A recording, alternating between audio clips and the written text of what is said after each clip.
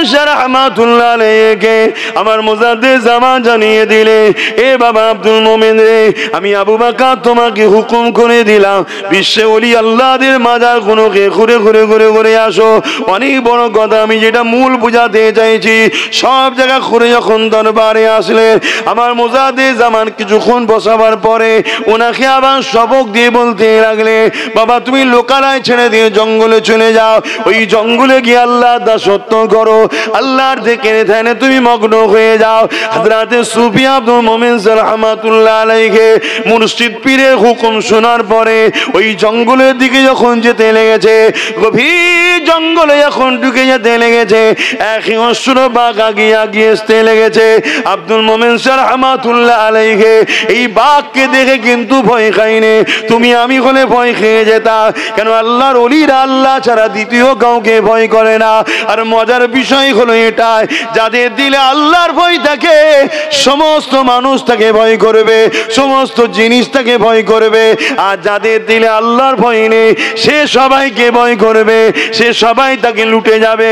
হযরত আব্দুল মোমেন রাহমাতুল্লাহ আলাইহি ওই বাঘকে লক্ষ্য করে তিনি তিনার ভাষাতে বলতে লেগেছে, এ জঙ্গলের বাঘ রে, যদি রেজেক আল্লাহ তোমাকে আমাকে তোমার জন্য বানিয়ে রাখে তাহলে তুমি তো আমাকে খেয়ে নেবে, তবে খাবার আগে একটা কথা শোনো, আমি আব্দুল মোমেন এমনি এমনি আসিনি, আমার পীর জামানার মুজাদ্দিদ আবু বকর সিদ্দিক আমাকে এখানে পাঠিয়েছে আল্লাহ দাসত্ব করার জন্য।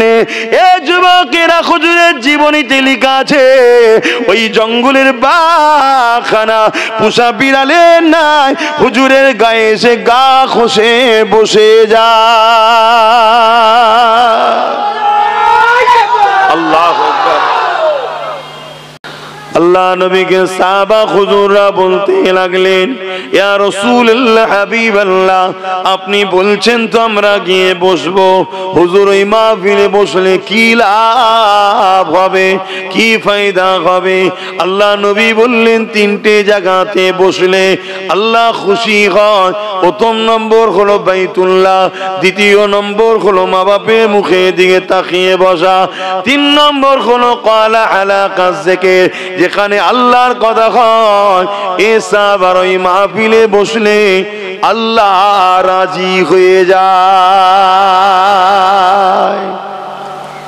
আমরা কি চাই না আল্লাহ আমাদের উপর রাজি হোক?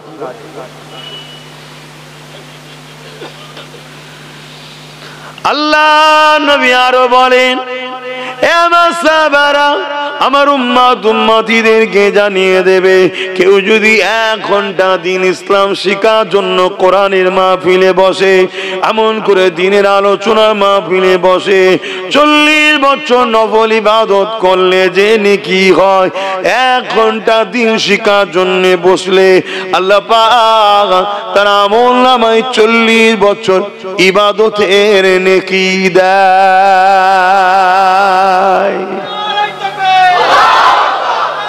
আল্লাহ, তাহলে আজকে যদি এখানে 1 ঘন্টা দিন শিখার জন্য বসি, 40 বছর নফল ইবাদত করার নেকি পাবো। তো এটাও যদি আমাদের কওমের ছেলেদের কপালে না হয়, তো কপালটা মনে হয় ভালো।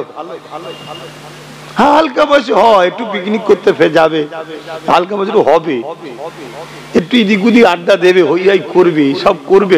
এখন যদি না করে বুড়ো বয়স আবার করবে, এক জননজনি শুরু হয়ে যাবে তখন। এখন তবুও মেনিয়ে লেভেল, ওই হালকা বয়সে করে ফেলে যে চ্যাংড়া ছোকরা ছেড়ে যা, কিন্তু মুরব্বী বয়সে যদি করে ফেলে তো বিপদ হয়ে যাবে। একটা জীবনে আসে মানুষের। কিন্তু আমার কাছে বক্তব্য হচ্ছে, একটু আলেমদের সঙ্গে তো জুড়ে থাকতে হবে। বসতে বসতে বসতে ভালো কথা শুনতে শুনতে বয়স বাড়ছে, দিকে ভালো কথা শুনছো, বয়স বাড়ছে, ভালো কথা শুনছো, একদিন মনে হয় আর করবো নি, চ আজকে খালেস অন্তরে তওবা করে নি, চ। আল্লাহ নবী বলছেন, যেমন মায়ের পেট থেকে বেরিয়েছিল কোনো গুনাহ থাকে না, ওই রকম বেগুনাহ করে দেবে। জোরে বলুন সুবহানাল্লাহ। কিন্তু তুমি আলেমদের কাছেই যাও না, মাহফিলেই যাও না, শুধু শয়তানি কাজ করে বেড়াচ্ছ, তো তোমার মনে চেতনাটা কখন আসবে? আমি কি বোঝাচ্ছি যুবকরা, বুঝছো? আল্লাহ নবী বলেছে, কিয়ামতের একটা বড় আলামত হলো শয়তানের মিটিং এ ভিড় হবে, নবীর উলামাদের মিটিং এ ভিড় হবে না। তার মানে কি জান্নাতের বাগানের খদ্দের কমে যাবে। আর আল্লাহরও কি শান দেখেন, আল্লাহ পাক, আল্লাহ মহান, আল্লাহু আকবার বলেন। আল্লাহ পাক আদম আলাইহিস সালামকে বলবে তোমার 1000 ছেলের মধ্যে একটা ছেলে জান্নাতে, 999 জন জাহান্নামে যাবে। সিস্টেমটাও দেখছেন তো, কমসে কম আমরা এখন জান্নাতে বসেছি তো নাকি, তা আশা করা যেতে পারে আল্লাহ আমাদেরকে বার করে দেবে না কি? ভালোবাসে বলে তো বসিয়েছে, ঘাড় ধরে বার করে দেবে নাকি? তিনি বড় দয়ালু। কিন্তু বড় দুঃখ লাগে ওই ভাইগুলোকে দেখে যারা আসে লাইটিং দেখে, ফুচকা খায়, এদিক ওদিক ঘোরে, যদিও বা দূর থেকে একটু দেখে ঠেকে নিয়ে চলে গেল, পরের দিন শুরু হয়ে গেল সমালোচনা।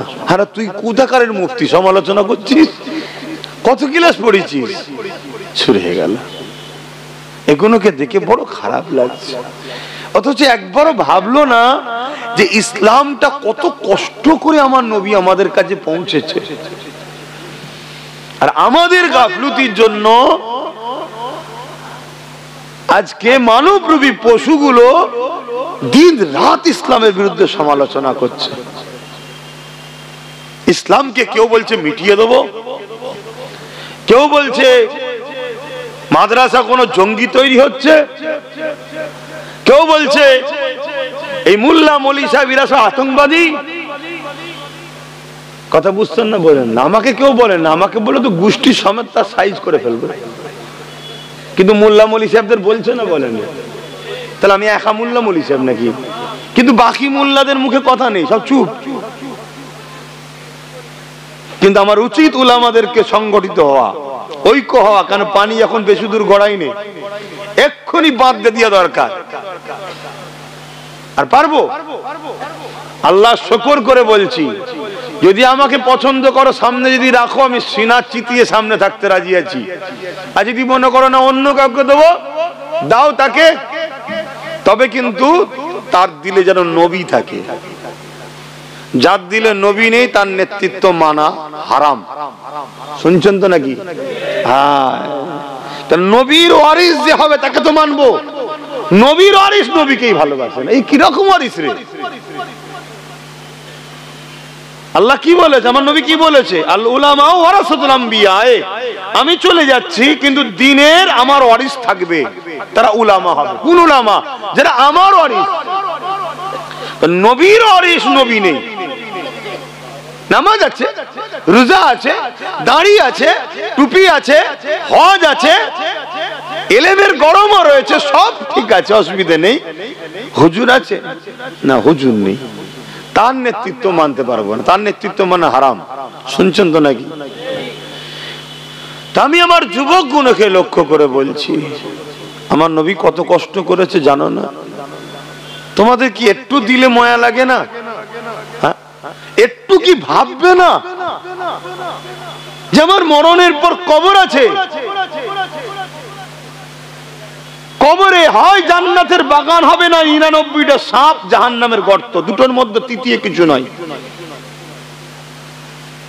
এবার জান্নাতের বাগানের মধ্যে অনেকের অনেক কোয়ালিটি থাকবে, আবার জাহান্নামের গর্তের মধ্যে কোয়ালিটি থাকবে, কিন্তু এই দুটো ছাড়া তৃতীয় কোনো অপশন নেই। একটু ভাবো আমার যুবকরা, হালকা বয়সে ভুল হতে পারে, আমি আবার বলছি, কিন্তু দিনটার কথা একটু খেয়াল করবে না? আল্লাহ নবীর জীবনী যদি আমরা দেখি, আমার নবী পাক যখন মক্কা জমিনে আগমন করলেন, ওই সময় মক্কা মানুষেরা নিজেরা নিজেদের মাকে খুন করত, এমন করে বাপেরা নিজেদের বেটিদের ঘরে জ্যান্ত পুঁতে দিত। এক আল্লাহকে মানুষ ভুলে গিয়েছিল, 360টা নকল খোদার উপাসনা করত, বড়রা ছোটদের উপরে জুলুম করত, ক্ষমতাশালীরা গরিবদের ঘরে গোলাম বানিয়ে বাজারে নিলামে তুলতো, বিক্রি করত। মক্কায় একটা মেলা হতো, কাজের মেলা, ওই মেলাতে উলঙ্গ অঙ্গনারীর নাচ হতো, ছেলে মেয়ের কিনা বেচা হতো, আলু পটলের মতো মানুষ বিক্রি হতো, নারীদেরকে খরিদ করে নিয়ে যে দেহ শোষণ করা হতো, যুবকদের খরিদ করে নিয়ে যে তাকে গোলাম বানিয়ে তার দ্বারা জুলুম অত্যাচারের মাধ্যমে কাজ নেওয়া হতো। যেমন হযরতে বেলাল হুজুরকে খরিদ করে জুলুম করা হয়েছিল, এরকম হাজারো। তা ইসলাম যদি না থাকে এটা কিন্তু আবার হবে। ইসলাম মানে জুলুম বন্ধ, আর ইসলাম নেই মানে জুলুম আছে। শুনছেন না শোনেন? ইসলাম ইনসাফের নাম। ইসলাম নেই যেখানে ইনসাফ নেই, ইনসানিয়ত নেই, মানবতা নেই, সভ্যতা নেই, নারীর অধিকার নেই, এতিমেরা বাঁচার কোনো স্বাধীনতা নেই, তার নাম তো ইসলাম। এই তার নাম তো ইসলাম বিরোধী, নাউজুবিল্লাহ, ইসলাম বিরোধী। আর ইসলাম মানে কি?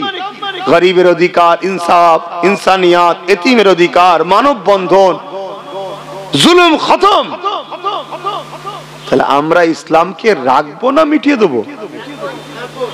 যদি মিটিয়ে দিই, আমার বাপ আমার মা বৃদ্ধাশ্রমে থাকার জন্য স্বপ্ন দেখুন। তাই প্রত্যেকে যদি বাপ মা যদি চান আমি আমার বাচ্চার হাতে ভালোবাসা পাবো, বুড়ো বয়সে একটু ভাত পাবো, তাহলে বাচ্চাকে ইসলামের মধ্যে দরদ জুড়ান। ইসলাম না থাকলে মা বাপ বৃদ্ধাশ্রমে থাকবে। আমি কি বলছি বুঝছেন তো? আহা নবী আমার এই রকম একটা অন্ধকার সময়েতে 570 খ্রিস্টাব্দে 12 রবিউল আউয়ালে সোমবার শবে সাদেকের সময় ধ্বংস পৃথিবীকে বাঁচাবার জন্য আল্লাহর দাস দাসী বান্দা বান্দিগুলোকে নকল খোদাদের থেকে সরিয়ে নিয়ে এক আল্লাহর দাসত্ব করা শেখাবার জন্য, ইনসাফ ইনসানিয়াত নাই সত্য মানবতা সাম্য পৃথিবীতে প্রতিষ্ঠিত করার জন্য আল্লাহ নবী দুনিয়ার জমিনে আগমন করেছিলেন। নবী আমার এমনি এমনি এই না ইনসাফ ইসলামকে প্রতিষ্ঠিত করতে পারেনি। বাধা হয়েছে না হয়নি? কষ্ট জুলুম হয়েছে না হয়নি? এমনি এমনি হয়ে গেছে নাকি?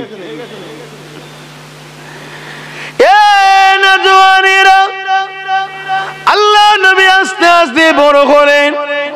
40 বছর বয়সে নবী আমার কাবা শরীফের সামনে দাঁড়িয়ে গেলেন।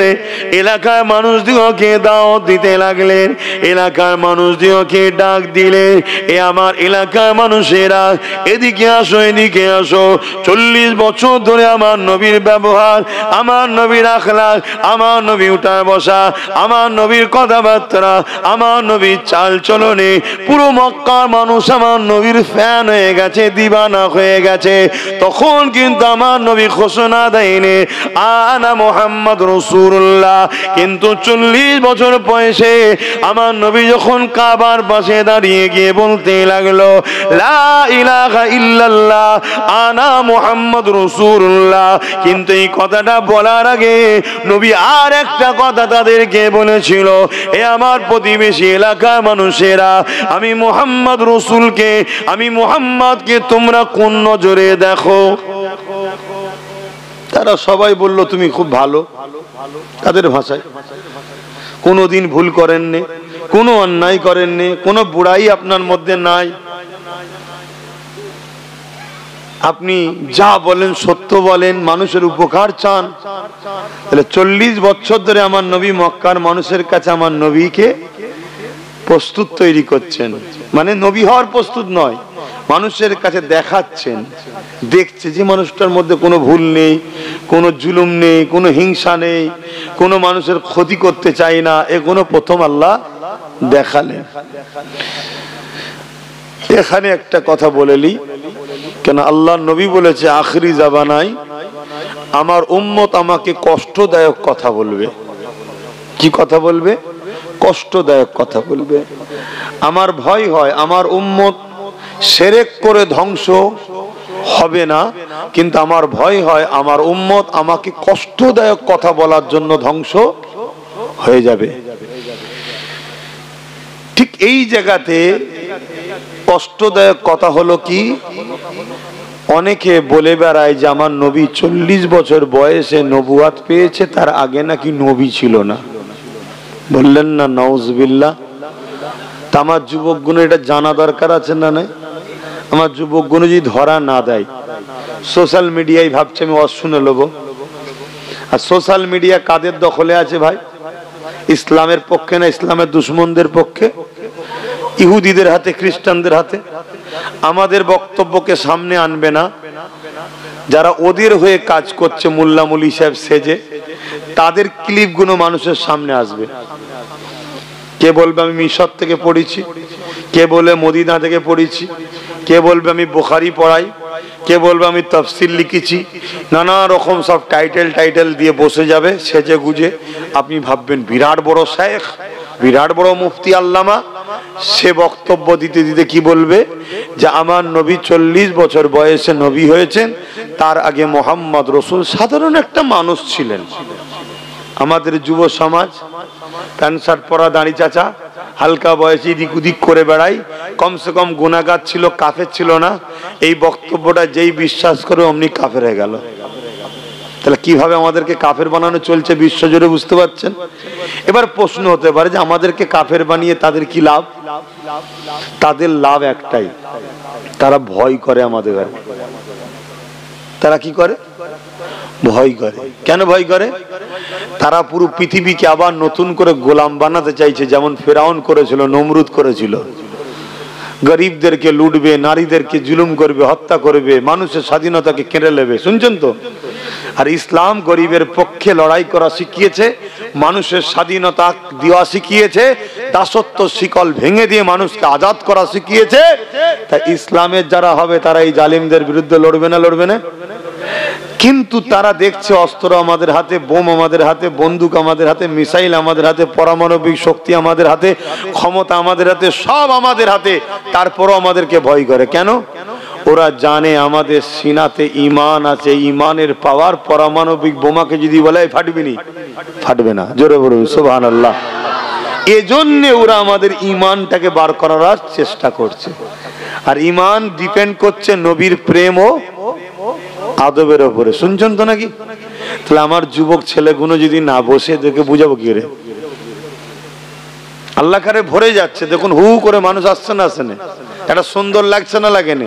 বলে এটা কি আব্বাস সিদ্দিকীর মাহফিলের সৌন্দর্য বাড়লো না কোরআনের মাহফিলের, আল্লাহ রসুলের মাহফিলের আলোচনা সৌন্দর্য বাড়লো? ঠিক না? তা আমার এই ভাইগুলো যদি বসে যাও কোনো জায়গায় দেখতে ভালো লাগবে? বসে যাও, মোবাইল না করে বসে যাও না, ওখানে না বসে এখানটা চলে আসো, সামনে চলে আসো, কিছু ছেলে এসে বসো সামনে। শুনছেন তো নাকি ভাই? এই জন্য আমরা বলি বস বস বস বস, শোন। কমসে কম গুনাহগার হয়েও যদি মরিস, বেঈমান হয়ে যেন মরিস নি। কেন? গুনাহগার মারধর খেয়ে হলো একদিন না একদিন জান্নাতে যাবে। বেঈমানের কোনো নাজাত নেই, ঢুকবে জাহান্নামে আর বেরোবে না। শুনছেন তো নাকি? আসেন আলোচনার দিকে যায়। আমার নবী পাক তাদেরকে বলতে লাগলো, একটা পাহাড়কে লক্ষ্য করে আল্লাহ নবী বলতে লাগলেন, ওই যে পাহাড়টা দেখতে লেগেছো, ওই পাহাড়ের ওই পাদদেশে আমি মুহাম্মদ যদি বলি একদল লোক লুকিয়ে আছে, তোমাদের ওপরে হামলা করবে, তোমরা কি মেনে নেবে? ওই সময় তারা বলেছিল হ্যাঁ মেনে নেব। আল্লাহ নবী বললেন তোমরা তো দেখোনি, তাহলে মানবে কেন? তারা বলতে লাগলেন মুহাম্মদ আপনি হলেন সত্যবাদী আল আমিন, খবরদাতা। আপনি খবরের উপরে বিশ্বাস হতে গেলে খবরদাতার উপরে বিশ্বাস হতে হবে। অর্থাৎ পাহাড়ের ওই পাদদেশে সৈন্য রয়েছে, এটা হলো খবর। খবরটা যিনি দিচ্ছেন তিনি হলেন মুহাম্মদ রাসূল। অর্থাৎ আপনার উপরে বিশ্বাস আছে, তাই খবরকে দেখার দরকার নেই। আপনাকে যখন বিশ্বাস করি আমি আপনার কথাটা মেনে নেব। এ নওজওয়ানেরা, তরুণেরা, যুবকেরা, তারা আমার নবী পাককে আল আমিন বলতে লাগলো। তখনই আমার নবী বলতে লাগলে, যেমন পাহাড়ের ওই পাদদেশে একদল সৈন্য রয়েছে, তাকে না দেখে তোমরা খবরদাতা মুহাম্মদ রাসূলের উপরে বিশ্বাস করে খবরটাকে সত্য বলে মেনে নিতে চাইছো, তাহলে আমি রাসূলুল্লাহ জানিয়ে দিলাম লা ইলাহা ইল্লাল্লাহ আনা মুহাম্মদ রাসূলুল্লাহ। আল্লাহ আল্লাহ ছাড়া কোনো ইলাহা নাই, আমি মুহাম্মদ আল্লাহর প্রেরিত রাসূল, এটা কি তোমরা মেনে নাও? শুনছেন? আর আমার নবীকে মেনেছে না মানেনি? কথা বলুন। কিন্তু খবরটা দেখেনি, পাহাড়ের ওই পাদদেশে সৈন্য আছে, দেখেনি। আমি একটা জিনিস বুঝাচ্ছি, খুব গৌর দিয়ে শুনতে হবে। জলসা হাজারো হয়, এরপরও ফেসবুক ইউটিউবের পীর সাহেবের মুরিদ হচ্ছেন কেন আপনারা? আপনারা তো আমার বাপের ছেলে, জবানার মুজাদ্দিদের তো বাচ্চা। আপনারা এদিক ওদিক করেন কেন? আপনারা হাজারো মাহফিলে বসছেন, তারপরও আপনাদের মাইন্ড চঞ্চল কেন? কেন আপনারা মন দিয়ে শোনেন না, এদিক ওদিক চলে যাচ্ছে। আমি কি বুঝাচ্ছি একটু মন দিয়ে শোনেন। ভালো জিনিস, এক বাসন ভাত খাওয়ার থেকে 3টে খেজুর খাবেন, অনেক ভিআইপি ব্যাপার। কথা কিছু বুঝতে পারলেন? তা আমি বোঝাবার চাইছি যে 1, 2, 10, 20 ঘন্টা জলসা শোনার থেকে মন দিয়ে 2 মিনিট শুনুন, ওটা আপনার কাজে লেগে যাবে। আজকে যে পয়েন্ট আপনাকে বুঝাচ্ছে, এটাকে ব্রেনে গেঁথে নেন, দেখবেন আজ থেকে আপনি হয়তো গুনাহগার, হালকা বয়সে গুনাহ হয়ে যাচ্ছে, কিন্তু যাদের টার্গেট আপনাকে বেঈমান বানাবার, বেঈমান বানাতে পারবে না। তাহলে নবী প্রথমে কি বলল মক্কার মুশরিকদের ঘরে? যে আমাকে তোমরা কি মনে করো, আমি যদি বলি পাহাড়ের ওইদিকে একদল লোক আছে তোমাদের উপর হামলা করবে, মানবে? তারা বলল হ্যাঁ মানবো। আল্লাহ নবী বললেন তোমরা তো দেখোনি, এই পাহাড়ের ওইদিকে একদল লোক আছে তোমাদের উপরে হামলা করবে, এটা হলো খবর। এটা কি খবর? আর যিনি খবর দিচ্ছেন তাকে মুখবের বলা হয়, অর্থাৎ মুহাম্মদ রাসূল সাল্লাল্লাহু আলাইহি সাল্লাম।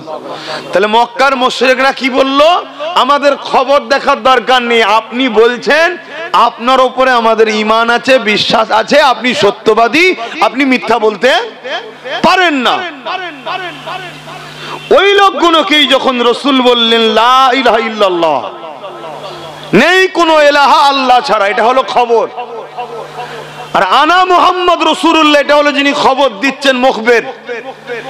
একই ব্যক্তি একটু আগে বলল পাহাড়ের ওইদিকে লোক আছে, ওই খবরটাকে মেনে নিল না দেখে, কারণ নবীর উপরে বিশ্বাস। আর যেই বলল লা ইলাহা ইল্লাল্লাহ, 360টা খোদা নয়, খোদা একজন আল্লাহ, অমনি বলছে তোমার কথা মানিনি। কেন? এই তো বললেন আমি মুখবের, আমার উপর বিশ্বাস। কিছু বুঝছেন? তার মানে কি স্বার্থে লেগে গেছে, 360টা দিয়ে ব্যবসা করে খায়। শুনছেন না?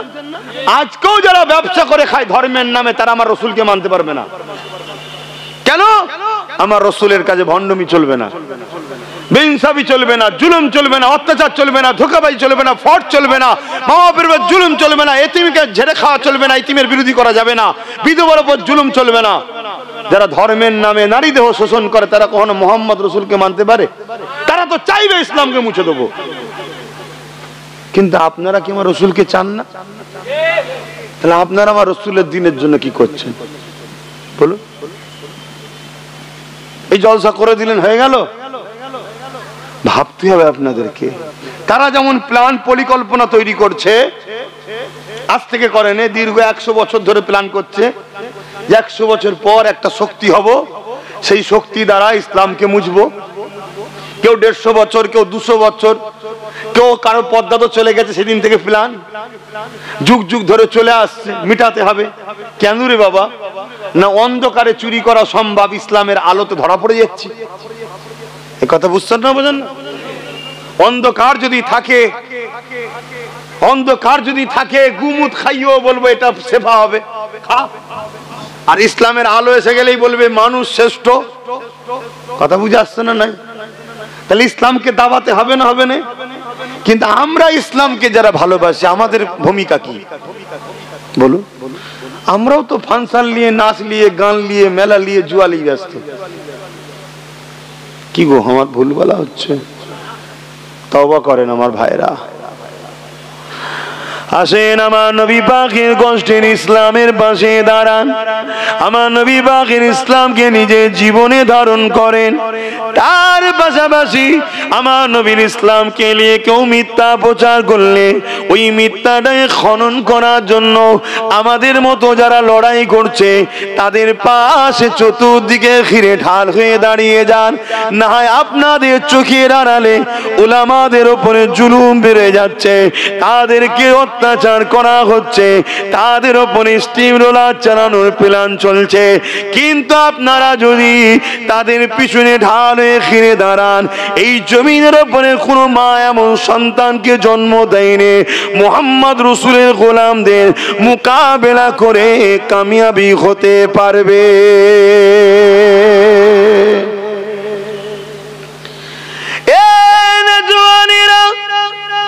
অথচ আমাদের হাতে কোনো পাওয়ার নাই, আমাদের হাতে না ক্ষমতা আছে, না প্রশাসনিক ক্ষমতা আছে, না ফোর্স আছে, না অস্ত্র আছে, না ম্যান পাওয়ার আছে, না মানি পাওয়ার আছে। তাহলে ভাইজান কি পাওয়ারে জিতবো? ওটাই তো বুঝাতে চাইছে। আল্লাহ আমাদের সিনাতে একটা পাওয়ার দিয়েছে, ওই পাওয়ারটা হলো ঈমান, নবীর প্রেম ভালোবাসা। যার দিলে যত বেশি আছে তার সিনার পাওয়ার তত বেশি আছে। ইতিহাসের পাতা সাক্ষী দেয়, এ যুবকেরা, তরুণেরা, আল্লাহ নবীর সাহাবাদের উপরে বারবার জুলুম হয়েছে।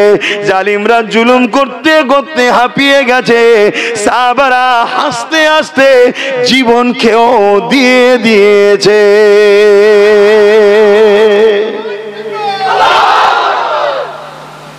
এক সাহাবী উহুদের ময়দানে গেছে, হঠাৎ করে সাহাবীর নজরে এসছে আমার নবীকে একজন তীর নিক্ষেপ করার জন্য টিপ করছে, মানে টানছে ধনুকটা, আর আল্লাহর নবী খালি হাতে দাঁড়িয়ে আছে। শুনছেন তো? সাহাবী ছুটে গিয়ে যে তীরটা নবীকে লাগার কথা ছিল পিঠ পেতে দিয়েছে, সাহাবীর পিঠে গিয়ে লেগে গেছে। আবার সে তীর মারতে গেছে, আবার বুক পেতে দিয়েছে। আরো অনেক দুশ্মন চলে এসছে, চারিদিক দিয়ে মারছে। সাহাবী গোল হয়ে রসুলকে তওয়াব করছে, মানে ঘুরছে। তওয়াব মানে ঘোরা, ঘুরছে। যে তীরগুলো নবীকে লাগার কথা ৭৯ থেকে ৮০টা তীর সাহাবীকে লেগেছে। হে যুবক, আমরা কি পারবো? কি মজা আছে যে হুজুরের জন্য নিজের জানকে লাগিয়ে দিল। আল্লাহ নবীর সাহাবারা চলে আসলেন, জালিমদেরকে হটিয়ে দিয়ে আমার নবী পাককে ঘিরে ফেললেন। আমার নবী পাককে জিজ্ঞাসা করতে লাগলেন, ইয়া রাসূলুল্লাহ, হাবিবাল্লাহ, আপনি কেমন আছেন? চোখ ভরা পানি নিয়ে রাহমাতাল লিল আলামিন বলতে লাগলে, এ বাবা সাহাবী রে, আমার সাহাবী তালহাকে দেখো, আমি রাসূলুল্লাহ ভালো আছি, ওকে দেখো, ওকে দেখো। মুখে কখনো একবারও বলল না ইয়া রাসূলুল্লাহ আপনাকে ভালোবাসি, বাস্তবে দেখিয়ে দিল আমাকে ভালোবাসে। ওই সাহাবীটার খোঁজ নাও। সাহাবারা এসে নবী পাকের সাহাবীকে জিজ্ঞাসা করে, এ ভাই তালহা, কেমন আছেন আপনি? হযরতে তালহা রাদিয়াল্লাহু তাআলা চোখে ভরা পানি নিয়ে বলতে লাগলে, ও নবীর সাহাবারা, আল্লাহ আমাকে একটা জান দিয়েছিল, ওই জানটা আমার নবীর জন্য দিয়ে দিলা। নবীকে আপনারা খেয়াল রাখবেন, আপনাদের জন্য খুশির মেসেজ দিচ্ছি শোনে। আমার জান এখনো বেরোয়নি, কিন্তু যাবার সময় হয়ে গেছে। কিন্তু আমার আল্লাহ নবীর জন্য জান দিয়াতে যে জান্নাত আমাকে দিয়েছে, ওই জান্নাতের নকশা জিবরাইল দেখাতে লেগেছে। আরো জোরে বলুন সুবহান। আচ্ছা, আমি নবীর জন্য যদি জান দেবো না বলি, এই তারপরেও মরবো না আপনারা? তা নবীর জন্য মরেন না। আমি এমনি মরার সময় জাহান্নাম দেখি কি হবে? আর নবীর জন্য মরলে খুশির খবর, তো জান বেরোবার আগে জান্নাত দেখানো হবে। জোরে বলুন সুবহানাল্লাহ।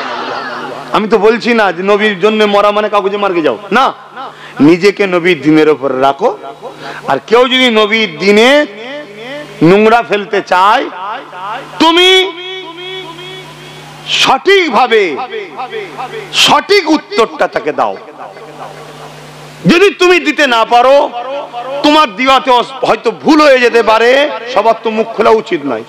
যেসব উলামারা নবীর পক্ষে দিনের জন্য লড়াই করছে তাদের ঘরে ঘিরে রাখো, তাদেরকে বলার উৎসাহিত আরো করো। শুনছেন তো নাকি? আজকে অনেক উলামারা আছে নবীর দিনের জন্য কথা বলছে, কিন্তু তাদেরকে টার্গেট করা হচ্ছে। শুনছেন না শোনেন না? তাহলে তোমরা যদি লক্ষ লক্ষ যুবক সেই উলামাকে ঢাল হিসাবে ঘিরে রাখো, সেই উলামা নবীর জন্য, আল্লাহর জন্য, দ্বীনের জন্য, ইসলামের দুশমন মানবরূপী পশুগুলো যখন জবাব দেবে, ওই মানবরূপী পশুরা তাদের গুরু ক্ষমতাশালী যারা অন্যায়কারী শাসক রয়েছে তারা কিন্তু দেখবে এই উলামাকে ঘাটালে অসুবিধা চোর পিছনে লক্ষ লক্ষ যুবক আছে। ভাবো, গ্রুপ করছো, করো নবীর জন্য গ্রুপ করো, কোন পীর বক্তা মৌলী সাহেবের জন্য গ্রুপ করে লাভ নেই। গ্রুপ নবীর জন্য করো, যারা নবীর পক্ষে তাদের সঙ্গে থাকো। যে নবীর নয়, আল্লাহ তার সাথে নেই, তুমি কেন থাকতে যাবে? শোনো আমার যুবকেরা,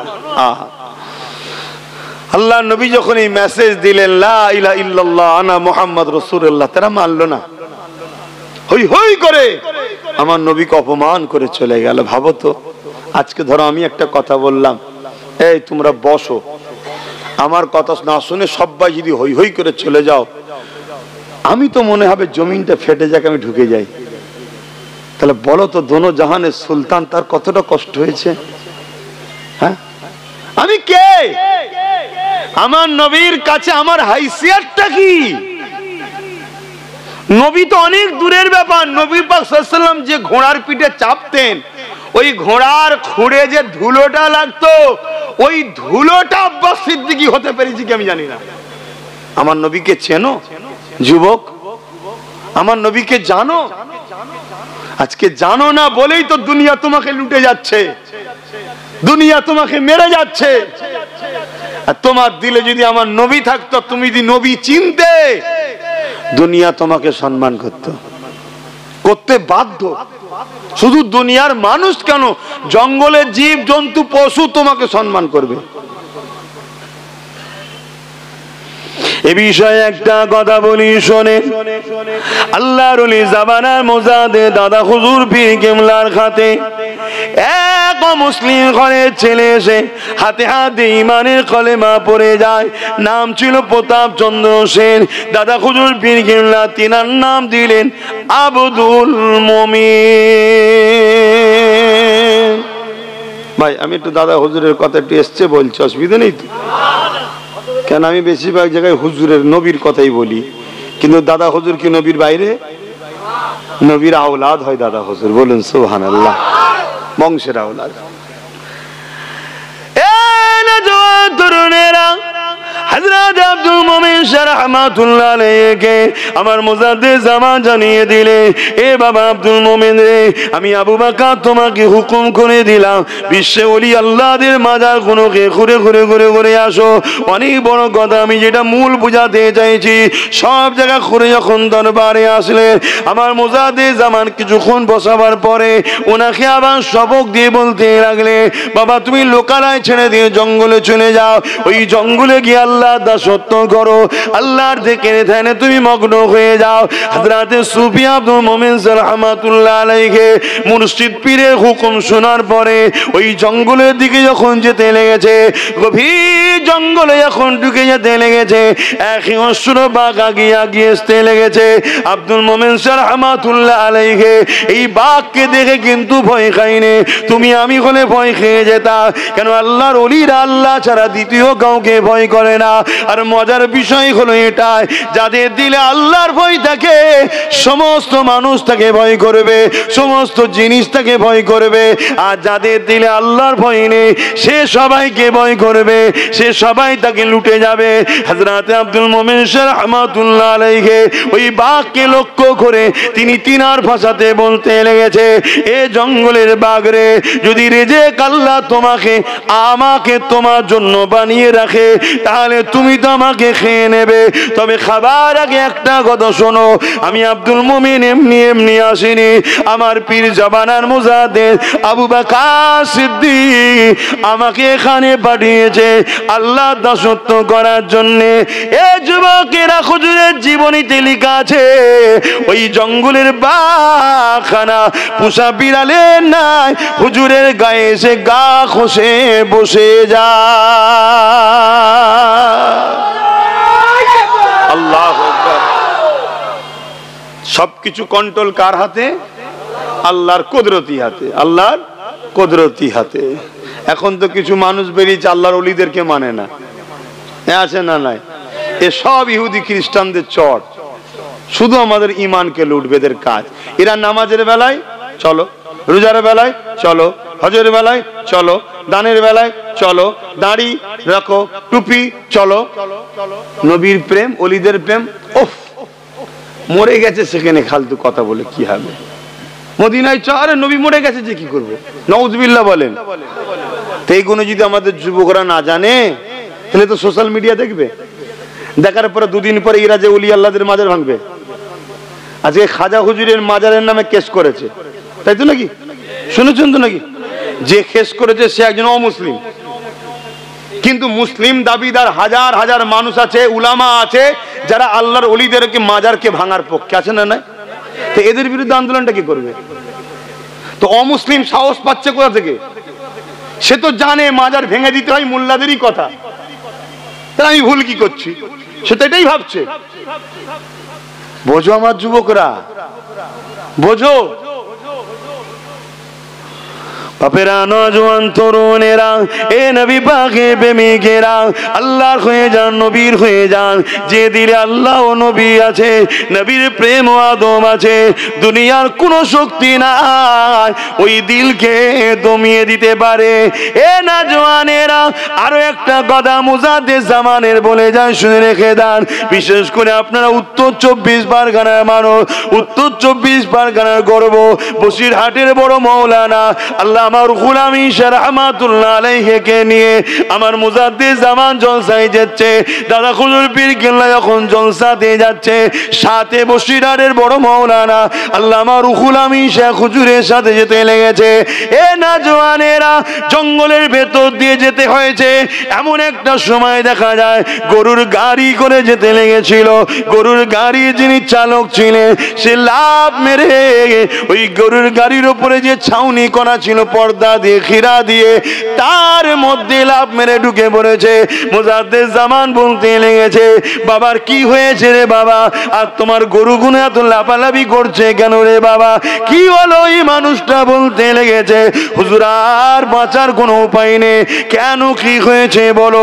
হুজুর একটা নয় দুটো বাঘ এসে সামনে দাঁড়িয়ে গেছে। ও যুবকেরা, তরুণেরা, এই কথা শুনে তুমি আমি তো ভয় খেয়ে যাব। মুজাদ্দিদ জামান মুচকে হাসলেন, বললেন না সুবহানাল্লাহ। এখানে কিছু হাসার ব্যাপার আছে কি?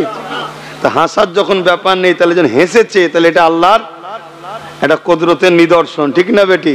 তাহলে সুবহানাল্লাহ তো বলতেই হবে যে আল্লাহর ওলিরা আল্লাহ ছাড়া কাউকে ভয়, জোরে বলুন, করে না।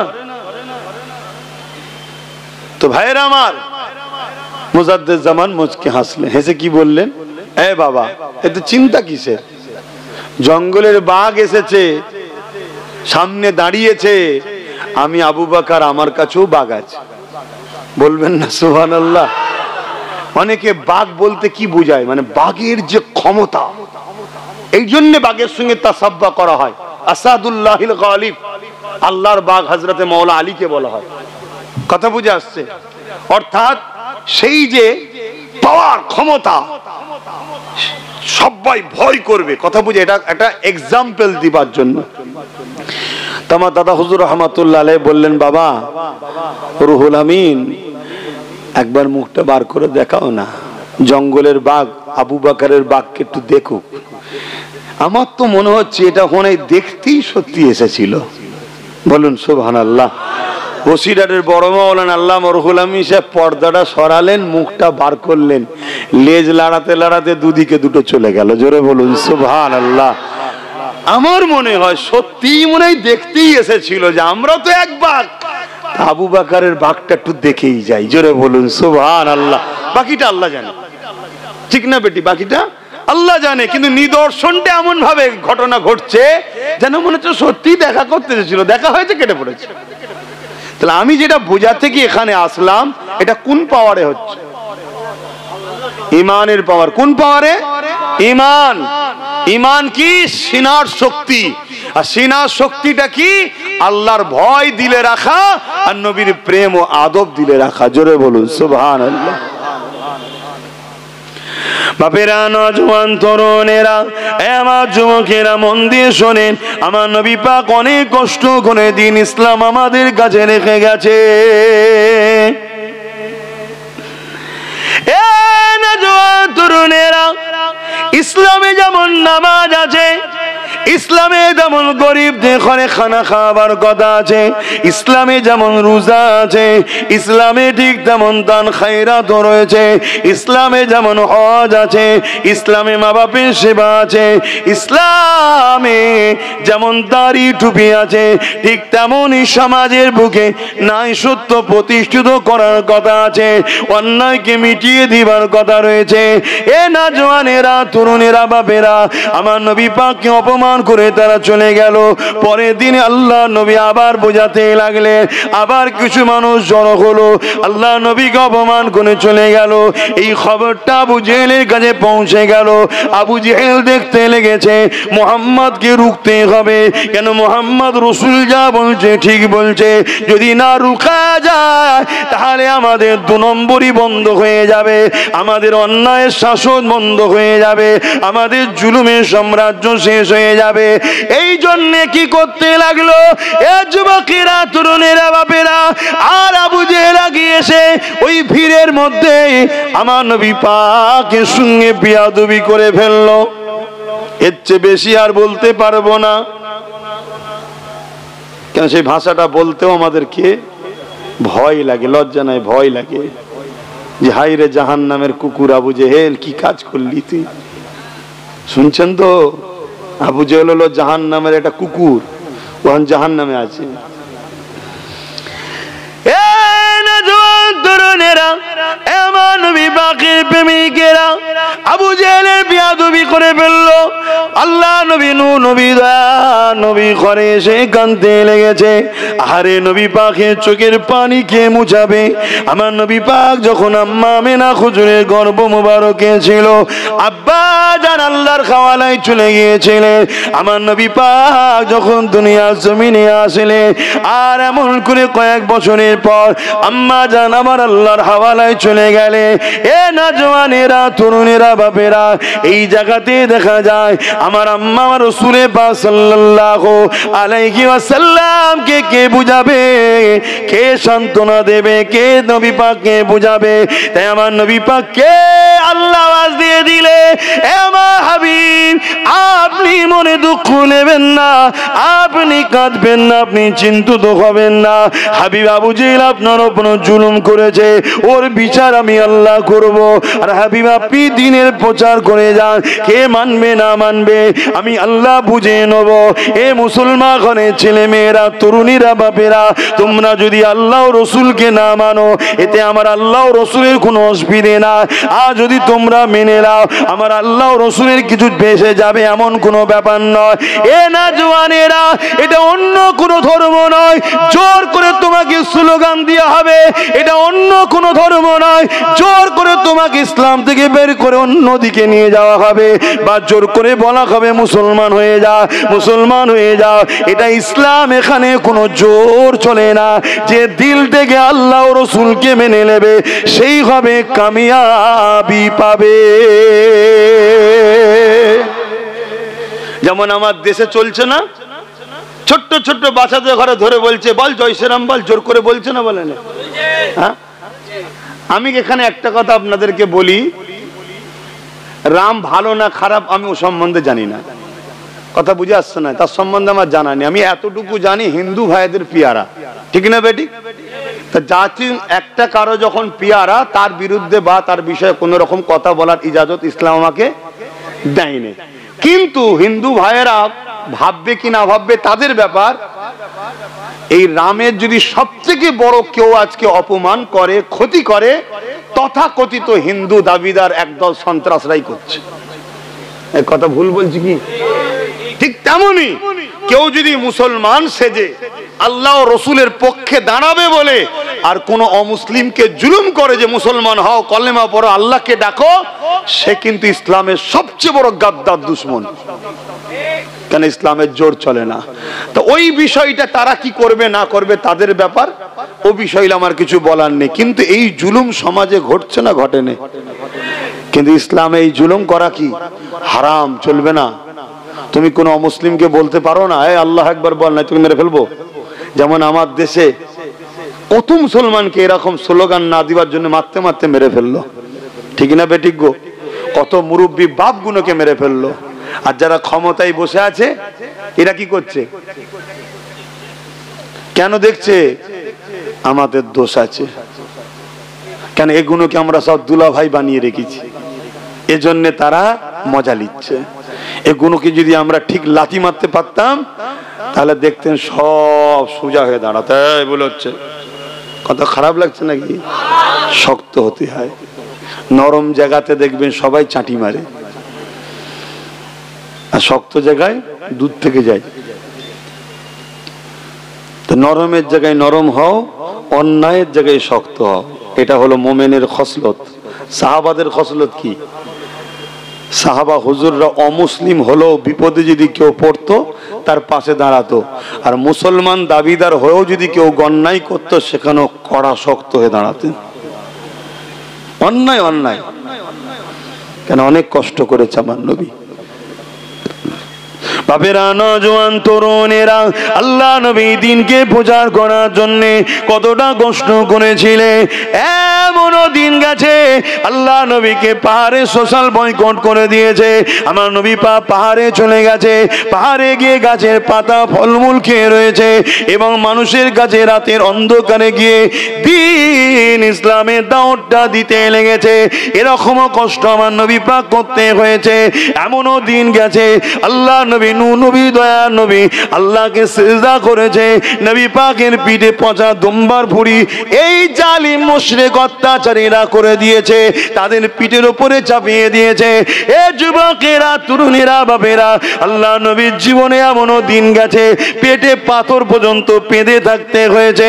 এ যুবকেরা, তরুণেরা, বাপেরা, তথাপিও নবী আমার উম্মাত উম্মাতি কি করে আল্লাহ পাবে, দিন পাবে, কি করে জান্নাত পাবে, এই নিয়ে নবী আমার পেরেশান হয়ে তোমার আমার জন্য কেঁদেছে, তোমার আমার চিন্তায় দিনের প্রচারের জন্য কষ্ট করেছে। তাই যুবকদেরকে বলে যা, হালকা বয়সে ভুল ভ্রান্তি হয়ে যেতে পারে, কিন্তু আজকে চতুর্দিকে মানব রূপী পশুগুলো বেরিয়েছে। কে আমার নবীকে খাটু করছে, কেউ নবীর সামনে ফিল্ম বার করছে, কেউ নবী পাকের কার্টুন তৈরি করছে, কেউ কোরআনের বিরোধী করছে, কেউ লাইটিং আল্লাহর নামকে অপমান করছে। এইভাবে চারিদিক ধরে আমার ইসলামকে গালিগালাজ করতে লেগেছে। এ যুবকেরা, তরুণীরা, বাপেরা, এই জায়গায় ঠান্ডা মাথায় এমন করে নিজের অধিকারকে বুঝে নিবার জন্য, নিজের ধর্মের সম্মান মর্যাদাকে বাস্তবায়নের জন্য তোমাকে আমাকে সংগঠিত হতে হবে। না হয় দুনিয়া জমিনে লাঞ্ছিত আল্লাহ করবে, আর পরকালে আল্লাহ জাহান্নাম দিয়ে দেবে। কেন? দুটো হাত দিয়েছে আল্লাহ, তুমি দুনিয়া জমিনে নিজের কারবারে লাগালে, নিজের প্রয়োজনে লাগালে সব ঠিক আছে। এই দুটো হাত দিয়ে আল্লাহর ঘর মসজিদের জন্য কি করলে, নবীর ঘর মাদ্রাসার জন্য কি করলে, নবীর দ্বীনের জন্য কি করলে, আল্লাহ কিন্তু এই কৈফিয়তটা নিয়ে নেবে। আল্লাহ দুটো পা দিয়েছে, এই পা দিয়ে তুমি দুনিয়ায় ব্যবসা বাণিজ্য কারবারে গেছো, ঠিক আছে, আল্লাহ দিয়েছে করো, হালাল ইনকামের জন্য যেতে হবে, কিন্তু আল্লাহ দিয়া পা দিয়ে কবার তুমি মসজিদের দিকে গেলে, কবার ন্যায়ের জন্য মিছিল করলে, কবার কোরআনের জন্য পদসভা করলে, কবার ইসলামের দুশমনদের বিরুদ্ধে আন্দোলনে গেলে। এ যুবকেরা, তরুণেরা, অথচ আমার কওমের ছেলেরা ইসলামের দুশমন মুনাফিক কাফির বেঈমানদের মিটিং মিছিলে গিয়ে ভর্তি করছে সামান্য বিরিয়ানির জন্য, 200-100 টাকার জন্য। তারা আমাদেরকে বোকা বানিয়ে দিয়ে আমাদের কাঁধে উঠে তারা গদিতে বসছে, আর গদিতে বসে নতুন নতুন করে ইসলামের বিরুদ্ধে, কোরআনের বিরুদ্ধে, ইসলামকে মিটাবার জন্য নানা রকম আইন ফতোয়া তৈরি করছে। কি করছে না করেনি? এগুলো হুঁশ করতে হবে না ভাই আমার।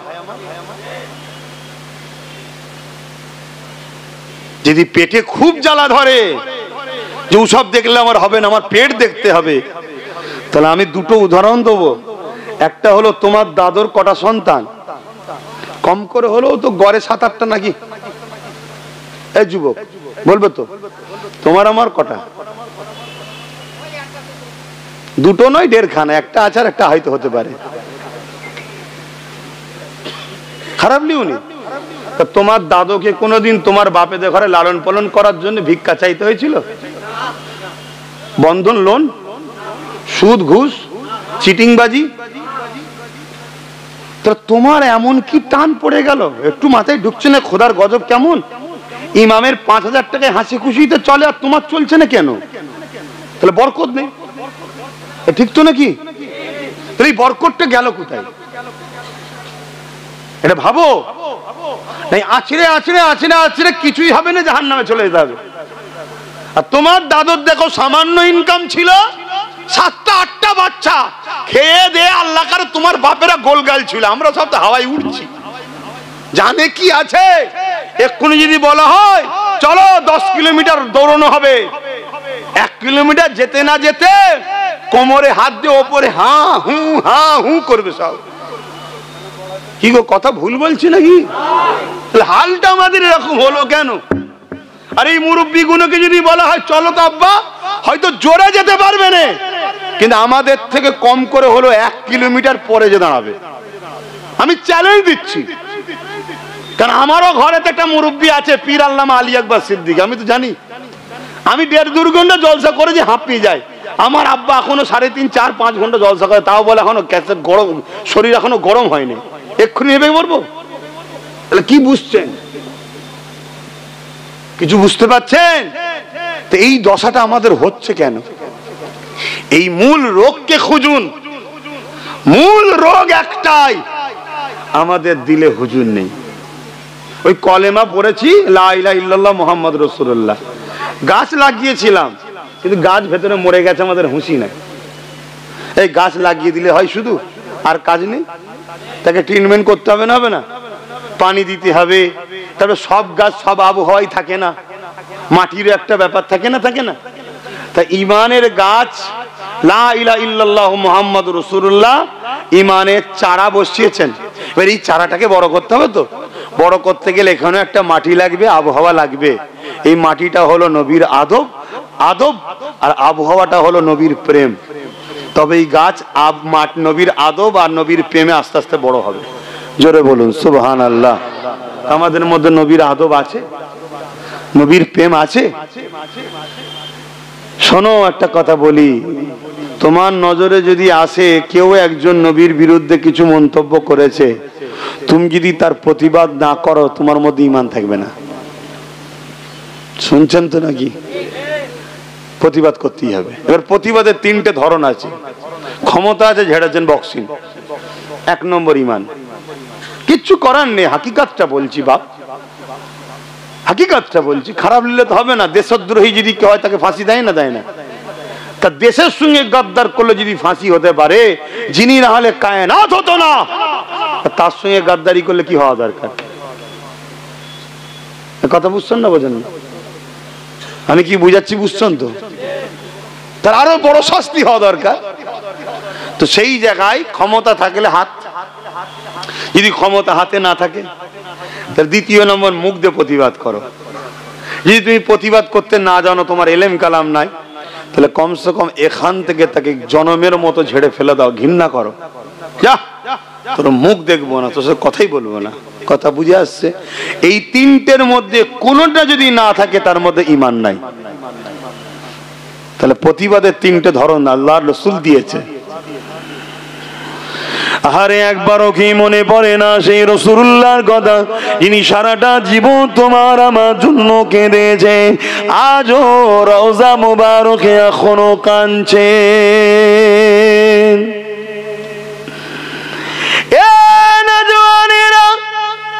আল্লাহ নবী, হায়াতুন নবী, রওজা মুবারকে আজও তোমার আমার জন্য কাঁদে।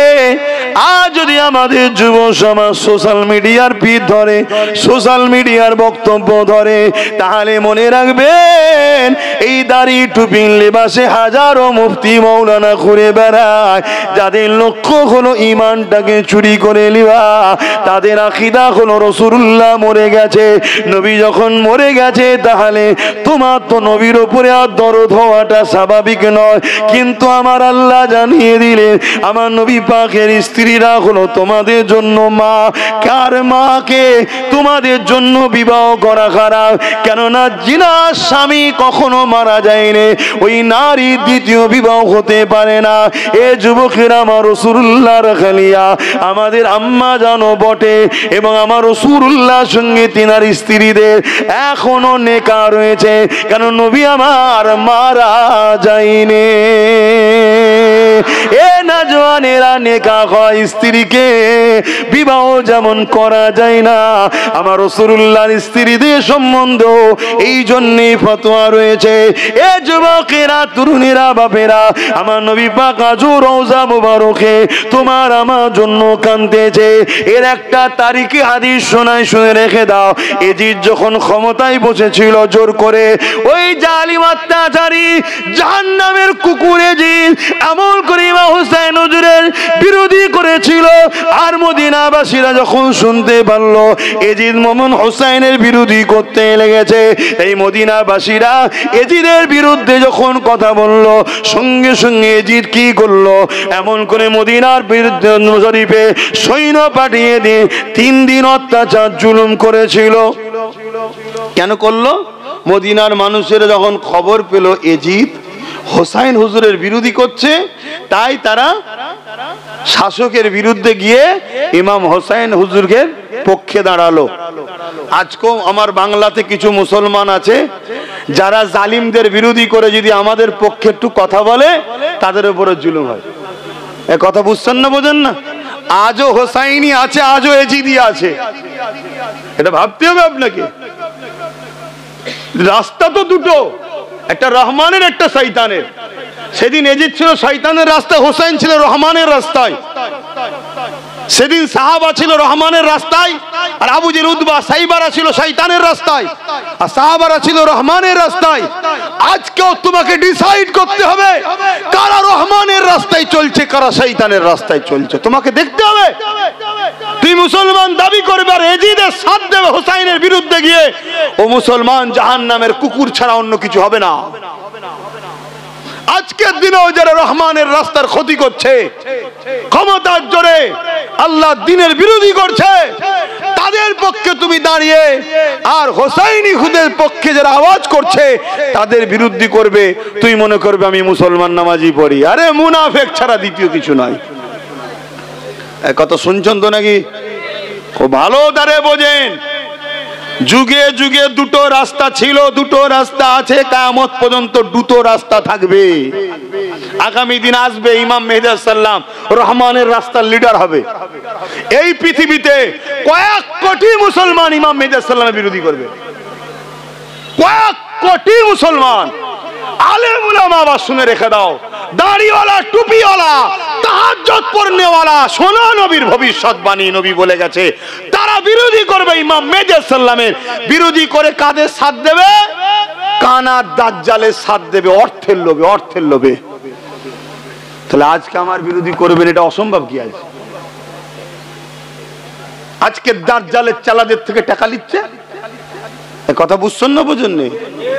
রাস্তা দুটো, রাস্তা দুটো, খুব ভালো ধরে ক্লিয়ার হয়ে যান।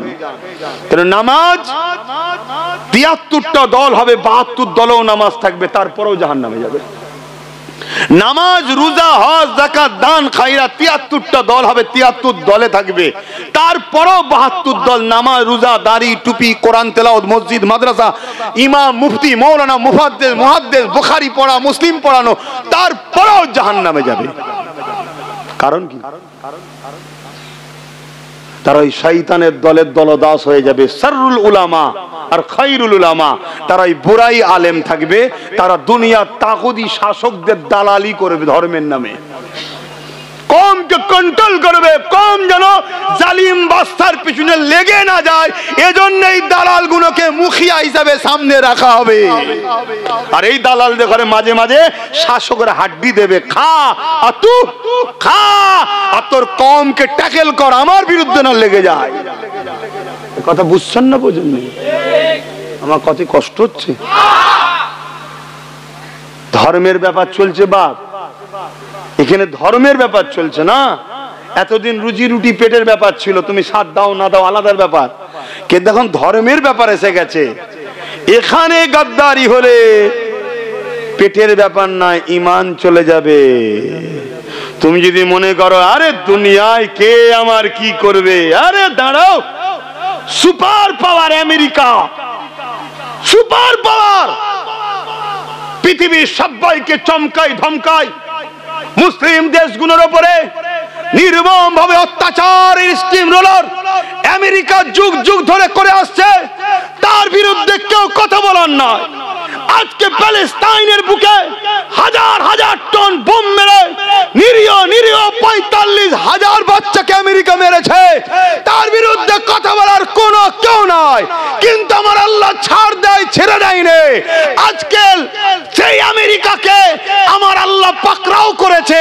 সেই আমেরিকার লস অ্যাঞ্জেলেসে আল্লাহ বিভৎস আগুন ধরিয়েছে, হাজার হাজার বাড়ি ঘর জমি জায়গা কল কারখানা সব পুড়ে তছনছ হয়ে যাচ্ছে। হেলিকপ্টারে করে পানি, দমকলে করে পানি, পানি শেষ হয়ে গেছে, আগুন এখনো বন্ধ হয়নি। কারণ এ মার মানুষের পক্ষ থেকে নয়, খোদার পক্ষ থেকে। কাল তোমাকে আল্লাহ ধরতে পারে, আমাকেও ধরতে পারে, যে তোকে আমি ডিউটি দিয়েছি, সম্মানিত করেছি, দারাপীরের ঘরে পাঠিয়েছি, আলেম বানিয়েছি, ইমাম বানিয়েছি, মুফতি বানিয়েছি, তোকে মুসলমান করেছি, তুই সারা জীবন গান নিয়ে, মদ নিয়ে, জুয়া নিয়ে এই ব্যস্ত থাকবি? এখনো পরিবর্তন হবি না? চারিদিকে কি হচ্ছে দেখ। এই ভুল হতে পারে, মানুষ দেখেও তো শেখে না। আল্লাহ যখন ধরবে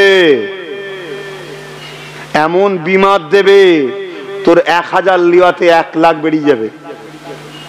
শুনছেন না শোনেননি? আর আল্লাহ যখন ধরবে ওই 3000-এ 30 লাখ বেরিয়ে যাবে। আমার ইমাম ভাইদের বলছি, শুনছেন না শোনেননি?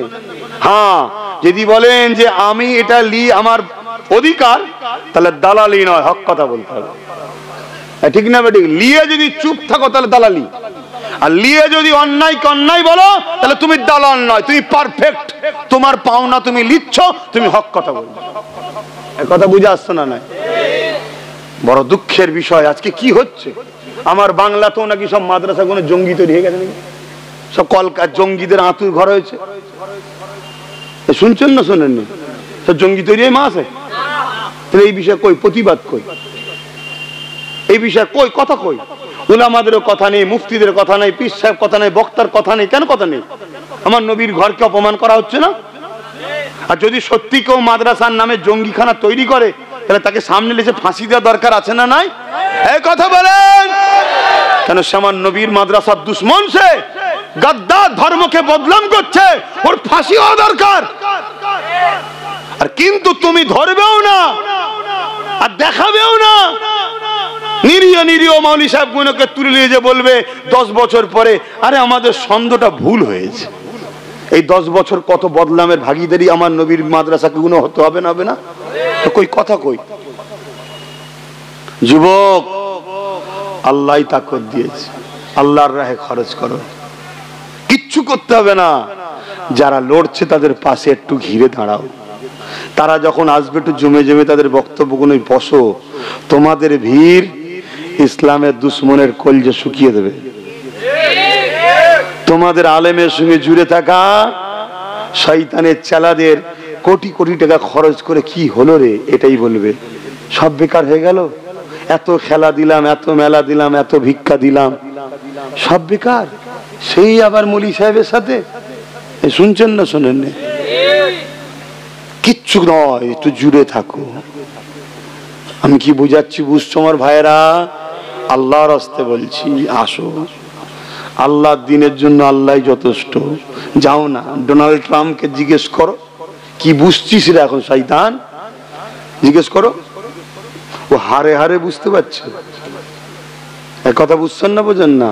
হ্যাঁ, তোমাদের কাছে প্রিয় হতে পারে যারা বাচ্চাদেরকে খুন করে, তারা আমার কাছে শয়তান ছাড়া আর কিচ্ছু নাই। তুমি যদি বলো আমার বন্ধু হয়, তুই আমার বন্ধুকে বললি কেন? তোর বন্ধুর সাথে তুই শয়তান হয়েছিস। এই কথা বুঝছেন না, বোঝেন না? হ্যাঁ, বাচ্চাদের খুনি কখনো মানুষ হতে পারে না। লড়াই আমার সাথে হতে পারে, ভুল ঠিক পরের কথা। তুই বাচ্চাকে টার্গেট করছিস কেন? দেখে দেখে দেখে দেখে বাচ্চাগুলো প্যালেস্তাইনের মারছে কেন? নতুন প্রজন্ম যাতে না পাওয়া যায়। আর আজকে আমাদেরও দেখে দেখে দেখে দেখে ভ্যাকসিনের নামে সাইজ করে দিয়েছে। জন ছেলে ঘুরতে ফিরে যাচ্ছে, দাম করে পড়ে গেল, মরে গেল। কি হলো রে? মরণ যেন একটা মুড়ি মূর্খের মতো হয়ে গেল, শরীর গুলো সব শেষ। এক কথা বুঝছেন না, বোঝেন না? এরপরেও তো আমি তোমাদের কাছে ভালো নাই। বোঝো, পরিবর্তন হও, এখনো সময় আছে, এখনো সময় আছে। এই শরীরের পয়জন কাটা বড় দোয়া আছে। শরীরের পয়জন ঢুকে গেলে ওই পয়জন কাটা বড় ইসলামের রাস্তা আছে। তা তোমাকে আমি দেখাবো কেন? তুই পয়জন কেটে ইসলামকে ক্ষতি করবে না? তবে তা তোর তো চলে যাওয়াই দরকার। আমরা তাকে রাস্তা দেখাবো যার দ্বারা ইসলামের ভবিষ্যৎ ভালো হবে। যে ইসলামের ঘরে জন্ম হয়ে ইসলামের দুশ্মন, তার জন্য তো আমাদের দোয়া আছে। ও লাভ নেই, আর বেঁচে থাকুক এটাও চেয়ে লাভ নেই। আমার স্পষ্ট কথা, খারাপ লাগছে নাকি? আমি সেই আব্বাস সিদ্দিকী আছি এখনো। চেঞ্জ কিছু পেয়েছেন আমার মধ্যে? কিছু চেঞ্জ পাওয়ার ব্যাপার নেই। তোমার তো একটাই নীতি, মুহাম্মদ সাল্লাল্লাহু আলাইহি সাল্লাম। কেন্দ্র হলো হুজুর, আর হুজুরকে কেন্দ্র বানিয়েছে কে? আল্লাহ। অতএব যে হুজুরের আমি তার, যে হুজুরের নয় আমি তার না। সে বাপ হোক, মা হোক, ভাই হোক, বোন হোক, স্ত্রী হোক, বাচ্চা হোক, যেই হোক গে যাক। ক্লিয়ার কথা, কথা বুঝে আসছে? ওই জন্য সেই একই জায়গায় আল্লাহ রেখেছে। আল্লাহ যেন এইভাবেই মরণটা দেয়। বলুন আমিন। আকীদা ঠিক করো, নীতি ঠিক করো, মজবুত হও। তুমি এতক্ষণ পরে আবার কি করছো? একটু ফটো তুলতে মন যাচ্ছে? এখানে আসো, একটু সামনে এসে তোলো। এই সব ফিতনা কি যে ধরেছে এরা। হ্যাঁ বাপেরা, নওজওয়ানেরা, আমি যে কথা বলতে গিয়ে চলে গেলাম, এই যে 10,000 সৈন্য পাঠালো মদিনার উপরে এবং 3 দিনের জন্য মদিনাকে হালাল করে দিল। ওই 3 দিন ধরে মদিনার উপরে তারা হামলা করতে লাগলো, মদিনার সাহাবা হুজুরদিয়াকে হত্যা করতে লাগলো, মদিনার নারীদের উপরে জুলুম অত্যাচার করতে লাগলো। এমনকি আমার নবীর পেয়ারা মদিনা নববী শরীফ, তার মধ্যে খচ্চর গাদাকে বেঁধে দিয়ে এমন করে পিশাব পায়খানা করিয়ে নামাজ ইকামতকে বন্ধ করে দিয়েছিল। আল্লাহ নবীর এক সাহাবী ছিলেন মদিনা নববীর ভেতরে, তিনি বলতে লেগেছে আমি বেরোবার আগে তারা মদিনাকে দখল করে নিয়েছে, জানকে বাঁচানো ফরজ, আমি একা তাই কি করব? নবী পাকের রওজার ভেতরে ঢুকে আমি জানকে বাঁচাবার জন্য ওখানে নুকিয়ে পড়লাম। কিন্তু অবাক হয়ে গেলাম, মদিনা নববীতে আযান ইকামত নামাজ বন্ধ করে দিয়েছিল, কিন্তু আল্লাহ নবী রওজার ভেতর থেকে প্রতিটা ওয়াক্তে ওয়াক্তে ওয়াক্তে আযান ইকামত ও নামাজ জামাতের সাথে হতে লেগেছে।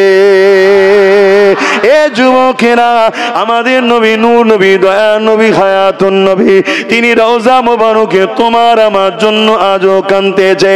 ইহুদিদের ষড়যন্ত্র ছিল, বাদশাহ নুরুদ্দিনের সময়তে আমার নবী পাকের পবিত্র জেসে মোবারককে রওজা থেকে বার করে নিয়ে বিশ্বকে প্রমাণ করব মুহাম্মদ মাটির সঙ্গে মরে শেষ হয়ে গেছে, কবর খুলে দেখা যদি মুহাম্মদ থেকে আমরা কলেমা পড়ে নেব।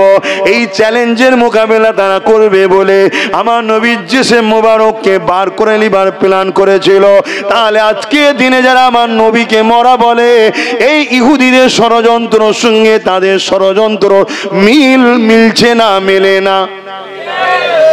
তাদের মুখও তো দাঁড়িয়ে আছে, মাথায় টুপি আছে, তারা বলে আমি মুফতি, আমি মৌলানা, আমি মুহাদ্দিস, আমি শায়েখ, আমি বুখারী, আমি আল্লামা, আমি মদিনা ইউনিভার্সিটিতে পড়েছি, আমি জামে আজহারে পড়েছি।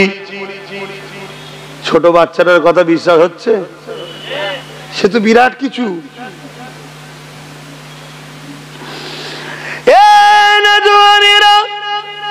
সেদিন বিরাট কিছু যে ছিল, আর এমন করে ইবাদতের বেলায় 1 নম্বর ছিল, আদবের বেলায় বেয়াদবি করার জন্য কাফের হয়েছিল। কে বলবেন তো? ইবলিস, শয়তান নাম শোনেন নে? ইবাদতের বেলায় 1 নম্বর। জমিন আসমানের এমন কোন জায়গা নেই আল্লাহকে সিজদা দেয়নি। ফেরেশতাদের কাছেও ভিআইপি ছিল, অর্থাৎ আমলের বেলায় ইবলিস নাম্বার 1 ছিল, ইলমের বেলাতেও ছিল, সব ছিল। কিন্তু আদবের বেলায় আদম নবীকে সিজদা করলো না, আল্লাহ তাকে কাফের বলে তাড়িয়ে দিল।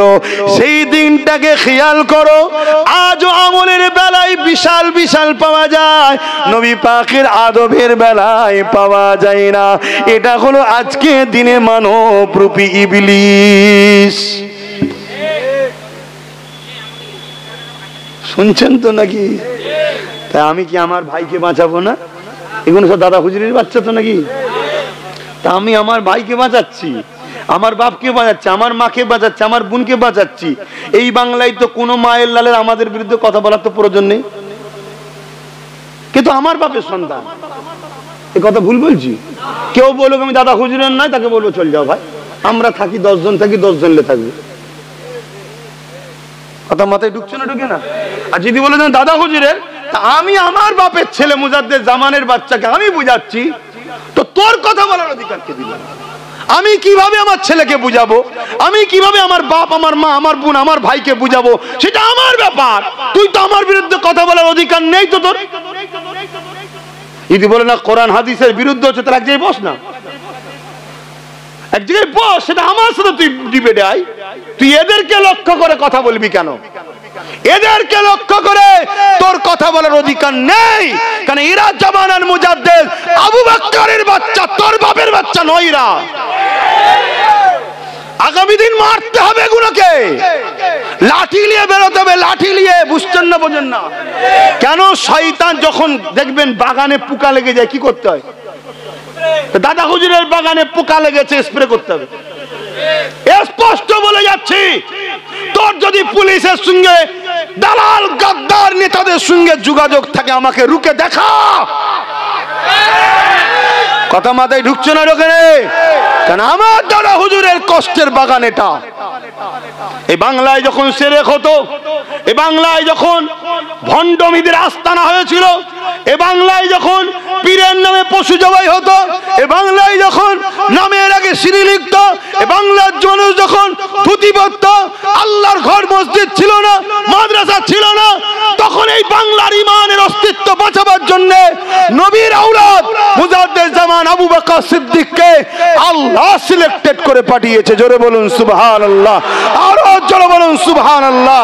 তিনি একটা নয়, দুটো নয়, 3000 মাদ্রাসা করেছে, 3000 আরবি কিতাবকে বাংলাতে ট্রান্সলেশন করে এই কওমের খেদমত করেছে, তিনার রুহানি আওলাদ ও জিসমানি আওলাদদের নিয়ে। অতএব এই বাংলায় অন্য কেউ কথা বলার তো অধিকার নেই। এই আমার কথা ভুল হচ্ছে নাকি? ভুল হলে ধরিয়ে দেবেন, ভুল হলে ধরিয়ে দেবেন, কারণ আপনারও অধিকার আছে আমাকে ধরাবার। কি দাদা হুজুরের হন, আর দাদা হুজুর যদি না হন, তাকে অধিকার নেই। শুনছেন না? শোনেন নে? তুই তোর যা পারিস করবে যা, 7টা জাহান্নাম আছে, যেখানে খুশি ঢুকে যা, আমার দেখার দরকার নেই। দাদা হুজুরের যদি আওলাদ হও, তাহলে বলো ভুল হচ্ছে কি? আজকে কি হচ্ছে সিলসিলাটাকে নিয়ে বলো? হ্যাঁ, আমার নবী হায়াতুন নবী, দাদা হুজুর শিখিয়ে গেলেন, আমাদের বাপ দাদা নানা নানি সব হায়াতুন নবী মাননেওয়ালা। আজকে এই বাগানে কথা হয় নবী মোরা, কি করে এরা পার পায়? কথা বলুন। তাহলে আমাদের গাফলতি আছে না? না, আমাদের শক্ত অ্যাক্টিভিটি নেই। নবীর জন্য আমরা কথা বলতে পারি না। দুনিয়ার এলাকার নেতার জন্য বোম বার করি, বন্দুক বন্ধ করি, লাঠি বার করি, সুটা বার করি। আর যখন আমার পাড়ায় কেউ একজন নবীর বিরুদ্ধে কথা বলে, তখন মুখ ঘুরিয়ে চলে যায় কেন? এখানে কে বার করবে? শুনছেন না? শোনেন না? ওখানে বার করা হারাম, ওখানে বার করলে জাহান্নামে যেতে হবে, তাদের জন্য বার করে ফেললে। আর যেখানে বার করে লড়াই করলেই যদি মরো শহীদ, বাঁচলে গাজী, সেখানে লড়াই নেই কেন? আমার কথা কি ভুল হচ্ছে ভাই?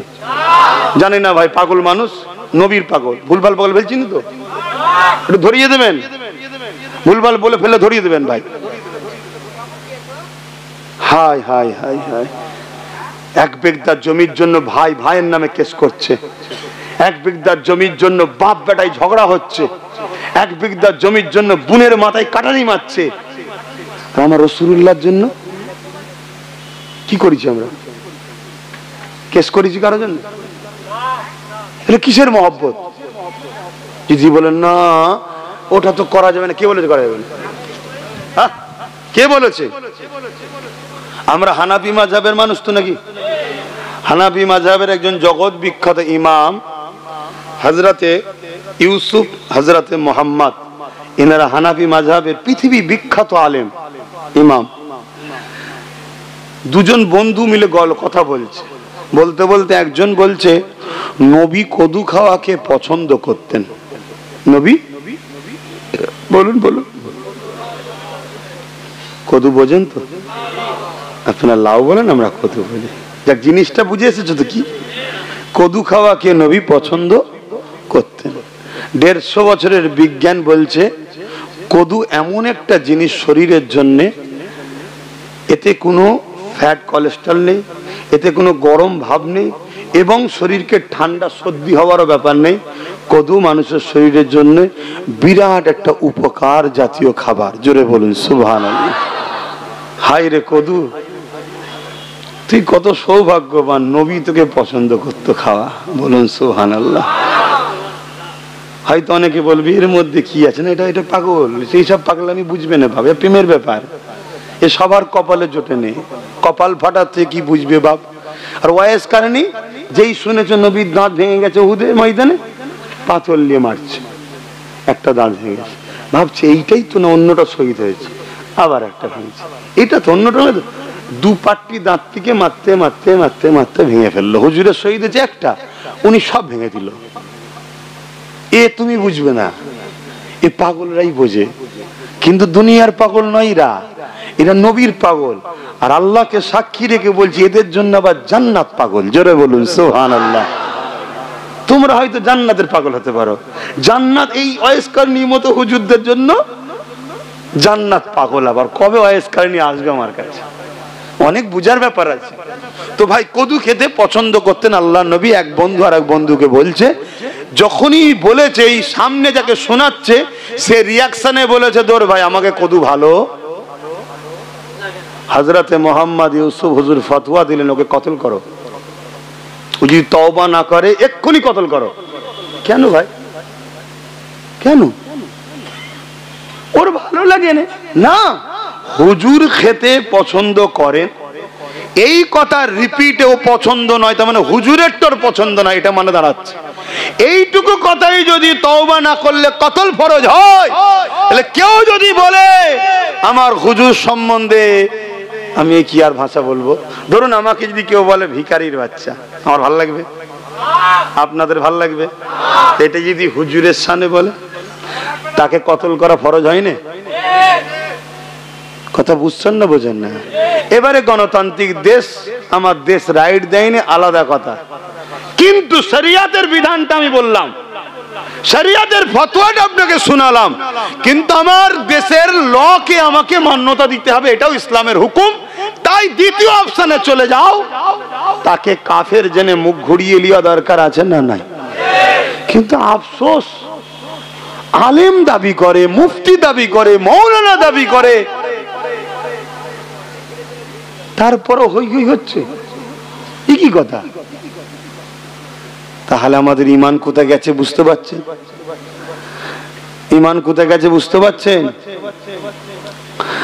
বাপেরা, নওজওয়ানেরা, তরুণেরা, এ নবী পাকের প্রেমিকেরা, কাল যদি আপনাকে কেউ বলে ও রাখাল ছিল, ও গরু চড়াতো, মুস্তলাতো, এটা কি আপনার শুনতে ভালো লাগবে?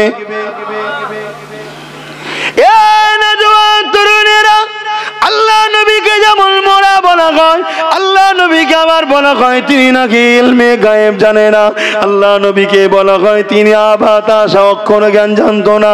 আল্লাহ নবীর বিষয়ে নোংরা নোংরা নোংরা নোংরা কথা বলা হয়, সাহাবাদের বিষয়ে কথা বলা হয়, আহলে রাসূলদের বিষয়ে কথা বলা হয়। এ যুবক বলো তো দেখি, আল্লাহ যদি তোমাকে দুটো বাচ্চা দেয় আর তোমার সামনে জন জন দুটো বাচ্চা দাঁড়িয়ে আছে, পাড়ার একজন কেউ তোমাকে ছোট বড় কথা বলছে, তোমার ছেলেগুলো যদি তোমার হয়ে কথা না বলে, তুমি বাপ হিসাবে মনে দুঃখ হবে না? হবে না? তাহলে এত নবীর বাচ্চা, তুমি আমি রুহানি সন্তান, আমার নবীর বিরুদ্ধে কথা হবে এই বাংলার জমিনে, তুমি আমি যদি প্রতিবাদ না করি, বলো তো কিয়ামতের দিনে কোন মুখে নবী শাফাত নেবে? এ যুবকেরা, তরুণীরা, বাপেরা, নামাজ তো ইবলিশও পড়েছিল, নামাজ আজকের দিনও অনেকের রয়েছে, রোজা থেকে হজ দান খায়রাত এলে এগুলো তো ইবলিশের ছিল। কিন্তু মনে রাখবে, আদব না করার জন্য ইবলিশ কাফের হয়ে গেছে। আজও দাড়ি টুপি নামাজ রোজা ওই 72 দলে থাকবে, কিন্তু তারা জাহান্নামী হয়ে যাবে। কেন হয়ে যাবে? আল্লাহ নবী সাহাবাদেরকে জানিয়ে দিল, তাদের অন্তরে খাইয়া থাকবে না, আদব থাকবে না, এই জন্য তারা জাহান্নামী হয়ে যাবে। এ যুবক শুনে রেখে দাও, তোমাদের জন্য একটা মেসেজ দিয়ে যায়। আমার নবী পাক সাল্লাল্লাহু আলাইহি ওয়াসাল্লাম মদিনার বাজারে গেছে, এমন সময় একটা ইহুদি ঘরের যুবক ছেলে আমার নবী পাককে দূর থেকে দেখতে লেগেছে। আমার নবী পাকের কথাবার্তা, আমার নবী পাকের আখলাক চরিত্র, আমার নবী পাকের মানুষের সঙ্গে সম্পর্ক কথাবার্তা ওই ইহুদি যুবকটার বড় পছন্দ হয়ে গেছে। তাই সে নবীকে বড় দূর থেকে দেখে আর ভালো লাগে। একদিন সে মনে করতে লাগলো, আমি মুহাম্মদ রাসূলের কাছে গিয়ে বলবো আমাকে যেন তেনার সঙ্গে রাখা হয়, তাহলে সর্বসময় এত সুন্দর একটা আখলাকে ব্যক্তির সাথে আমার থাকা হবে।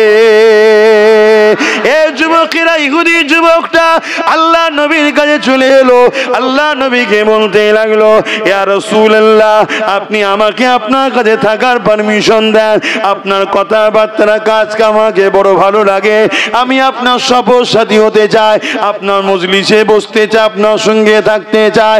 আল্লাহ নবী বললেন ঠিক আছে থাকো, কিন্তু ইহুদি বলতে লাগলো তবে একটা শর্ত, আমি আমার ধর্ম ইহুদি ধর্ম ত্যাগ করব না। শুনছেন তো? আল্লাহ নবী বললেন ঠিক আছে তাও তুমি থাকো, ওটা নবীর জন্য স্পেশাল, সবটা আমার জন্য হয় না, আপনার জন্য, ওটা নবীর জন্য হয়। একদিন এক লোক এসে বলছে, হুজুর আমি ইসলাম কবুল করব, কিন্তু 3 ওয়াক্ত নামাজ পড়বো, ওই ফজর আর ইশা পড়তে পারবো না। যদি আমাদের ছেলেগুলোকে একটু বলা হয় ফজর মাগরিব, খুব খুশি হয় মনে হয়, কিন্তু ওটা তো আমাদের হাতে নেই, ওটা নবীর হাতে রয়েছে, নবীকে ওই পাওয়ার দেওয়া আছে। শুনছেন না শোনেন নেই? উম্মতের দিকে ট্রিটমেন্ট করবে, কেন উনি হলেন উম্মতের রুহানি, আমি ডাক্তার শব্দটা নবীর সামনে বলবো না, ট্রিটমেন্টকারী, কথা বুঝে আসছে? তাই উম্মতের ব্যবস্থা নবী কি বললে, ঠিক আছে বাবা তুই 3 ওয়াক্ত পড়িস, কোন আইদিকে আগে কলমা পড়, কলমা পড়ে ইমানের কলমা পড়ে ইসলাম কবুল করলো। যত বছর বেঁচে ছিলেন সাহাবা হুজুররা বলছেন ওই সাহাবিটা জীবনে 3 ওয়াক্ত পড়েনি, 5 ওয়াক্ত পড়েছে, তাহাজ্জুদ কাজা করে না। জোরে বলুন সুবহানাল্লাহ। সাহাবিকে জিজ্ঞেস করে আপনি তো 3 ওয়াক্ত পেয়েছেন, এত ফ্যাসিলিটি ছাড়লেন কেন? বলছে আমি যাকে ভালোবাসি তিনি পরে 5 ওয়াক্ত, তো আমি 3 ওয়াক্ত পড়ি, কেমন ভালোবাসি? তাহলে কথা কিছু বুঝলেন? তা আমরা নবীকে ভালোবাসি বলি, নবী নামাজ পড়তেন আমরা ছেড়ে দেবো? ইচ্ছা করে ছাড়লে হয়? নাচারে যদি হয়ে যায়, ঘুম ভাঙেনি, কাজে ছিলেন, তবুও না একটা বাহানা দেখানো যাবে যে আল্লাহ হয়ে গেছে, ঘুম ভাঙেনি, কি করবো, খোদা মেরুনি, আল্লাহ আল্লাহ অনেক দয়ালু। ইচ্ছা করে করে তো নামাজ কাজা করছো যুবক, এগুলো কি ভুল নয় আমাদের? কি গো আমার কথায় কষ্ট পেয়ে গেলেন নাকি? তাহলে চুপ হয়ে গেলেন কেন? আমি তো বলছি আমি একটু পাগলা মানুষ, যদি ভুল টুল হয় বল না বাবা, রাগ করিস না আমার ভাই, তোদের লিয়ে দুনিয়ায় থাকতে চাই, আর আল্লাহর কাছে দোয়া করি একসাথে যেন জান্নাতটাও পাই। বলো আল্লাহুম্মা আমিন। কেন আমি বাদ গেলে তোমাদের মনে কষ্ট হবে না? বলো, সত্যি করে বলো। তোমরা ধরো সবাই জান্নাত চলে গেলে, আমি যদি বাদ হয়ে যায়, তোমাদের মনে কষ্ট হবে না? ঠিক আমারও মনে হয় দুনিয়ায় যার সাথে আমি ভালোবাসা রেখেছি, ভাই হোক, বাপ হোক, মা সমতুল্য হোক, বোন সমতুল্য হোক, পরিবার, আত্মীয় স্বজন, কেউ একজন না বাদ যায়। কিয়ামত যখন দেখা হবে, এই মৌলানা গুলো, এই ইমাম সাহেব, কত মনটা খুশি হবে না? এই তো একসাথে সব জান্নাতে আছি, ঠিক না? ভাল লাগবে না? লাগবে না? এই জন্য আল্লাহর কাছে যখনই হাত তুলি বলি, আল্লাহ একসাথে যারা দুনিয়ায় আছে একসাথে যেন জান্নাতটাও থাকতে পারি, বলুন আমিন। তবে নবীর হাদিস হলো আল মারউ মা মান আহাব্বা, দুনিয়ায় যে যার সাথে থাকবে ভালোবাসায়, পরকালে তার সঙ্গে থাকবে। জোরে বলুন সুবহানাল্লাহ। কিন্তু নবী বাদ দিলে হবে? কেন? নবী হলো জান্নাত যাবার ভিসা, বোঝেন তো নাকি? এক দেশ থেকে আরেক দেশে যেতে গেলে কি করা লাগে? জামা কাপড়, ব্যাগ, টাকা পয়সা, ডলার, রিয়াল সব লাগে, কিন্তু মেন কোনটা? জান্নাত যেতে গেলে নামাজ, রোজা, দাঁড়ি, টুপি সবই লাগবে, কিন্তু মেন ভিসা, মেন ভিসা, ওই ভিসাটা হলো লা ইলাহা ইল্লাল্লাহু মুহাম্মাদুর রাসূলুল্লাহ। কবরে চেক হবে, এন্ট্রি হওয়ার সাথে সাথে জিজ্ঞেস করা হবে, মান রাব্বুকা, তোমার রব কে? মা দীনুকা, তোমার দিন কি? তারপর আমার নবীকে দেখানো হবে, ইনি হলেন মুহাম্মদ রসুল। ইনার সম্বন্ধে তোমার দুনিয়ায় দিলে কি ধারণা ছিল বলো? এখানে কি আছে বলো? কথা শুনছেন? তখন যদি ছোট বড় কথা বলে, যে কথাগুলো নবীর শানে গুস্তাগি, খাটো করা হয়, অপমানযোগ্য বাক্য, সে নাজাত পাবে তো? আর তাকে যদি আন্ডা ভেজে খাওয়া, মলি সাহেব খাওয়া, ঝাঁটাই গুমেকে পিটা দরকার, যেসব শয়তান গুনা আমার নবীর বিরুদ্ধে কথা বলে। আমার ভাষা খারাপ লাগলো নাকি? বলবি জলসাই, অনেকে আবার বলে, আমি শুনেছি, জলসাই বসে বসে কি করছো রে শয়তান? তোর গায়ে লাগলো কেন? তোর গায়ে লাগলো কেন রে শয়তান? জলসাই বসে বসে নবীর মেম্বারে উঠে নবীর বিরুদ্ধে যখন কথা বলে, হারামখোর শয়তান গাদ্দার, তখন তোর মুখে কথা বেরোয় না তো? আর আমি যখন বলেছি ঝাঁটাই মেঘকে পিডিবি এলাকাতে গেলে যেন সব বোঝে নবীর দুশ্মন যাচ্ছে, এটা গুয়ের গন্ধ গন্ধ বেরোচ্ছে। কথা বুঝছেন না? বোঝেন না? দরকার আছে না? নয়? হ্যাঁ, যুবরা রিস্ক লাও, যা আছে কপালে, ছেঁড়া কাতে বগলে, চলো না তুমি আল্লাহ একবার ঝাঁপিয়ে পড়ো, যা হবে হবে। আরে মরে এমনি যাবো, মরে তো এমনি যাবো। তোমার তো ঘর এখানে টুক করে ঢুকে পড়বে, আমি যাবো না তোরা ঘরে? আমার কোনো টেনশন আছে? কারো কিচ্ছু করার নেই। ফাইসাল্লাহ জমিনে হয় না, ফাইসাল্লাহ ওইখানে হয়, বুঝতে পারছেন? জমিনওয়ালা যতই ফাইসাল্লাহ করুক, এই করবো, হ্যান করবো, তান করবো, এই করবো, ওই করবো, সব ওইখান থেকে যেটা ফাইসাল্লাহ হবে সেটা হবে। কে ফাইসাল্লাহ করে ওখানে? চিৎকার দিয়ে বলুন কে? বলুন আল্লাহু আকবার। হ্যাঁ, যিনি সব থেকে বড়, আর তেনার ফাইসাল্লাহ সবার উপরে। কথা বুঝে আসছে না? না? হ্যাঁ। বাপেরা, নওজোয়ান তরুণেরা, এ নবী পাকে প্রেমিকেরা, আল্লাহ নবী কতটা ভালোবাসে তোমাকে আমাকে। কিয়ামতের দিনে যেদিন বাপ ছেলের হবে না, ছেলে বাপের হবে না, মা মেয়ের হবে না, মেয়ে মায়ের হবে না, কেউ কারো হবে না। এই কি অবস্থা? একটু বলবেন তো? টাইম তো চলে যাচ্ছে, নামাজ পড়তে হবে তো, ঈশা রক্ত হয়ে গেছে তো। এ না জওয়ানেরা, যুবকেরা, প্রেমিকেরা, আহারে আমার টাইম ছিল 7:30 পর্যন্ত। যেই বললো 8:30 আজান হবে, ঘরের কথা ভুলে গিয়ে আবার শুরু করলাম। কেন? ভাল লাগছে, হুজুরের কথা বলবো, ঠিক না? হাইরে হাইরে, কালকে সূর্য উঠবে, আব্বাস উঠবে কি জানি না। সময় যখন পেয়েছি একটু নবী নবী করেলি, কিয়ামত দিন আল্লাহ বলবে, হাবিব আপনার পাগল ছিল। কথা বুঝে আসছে না? না?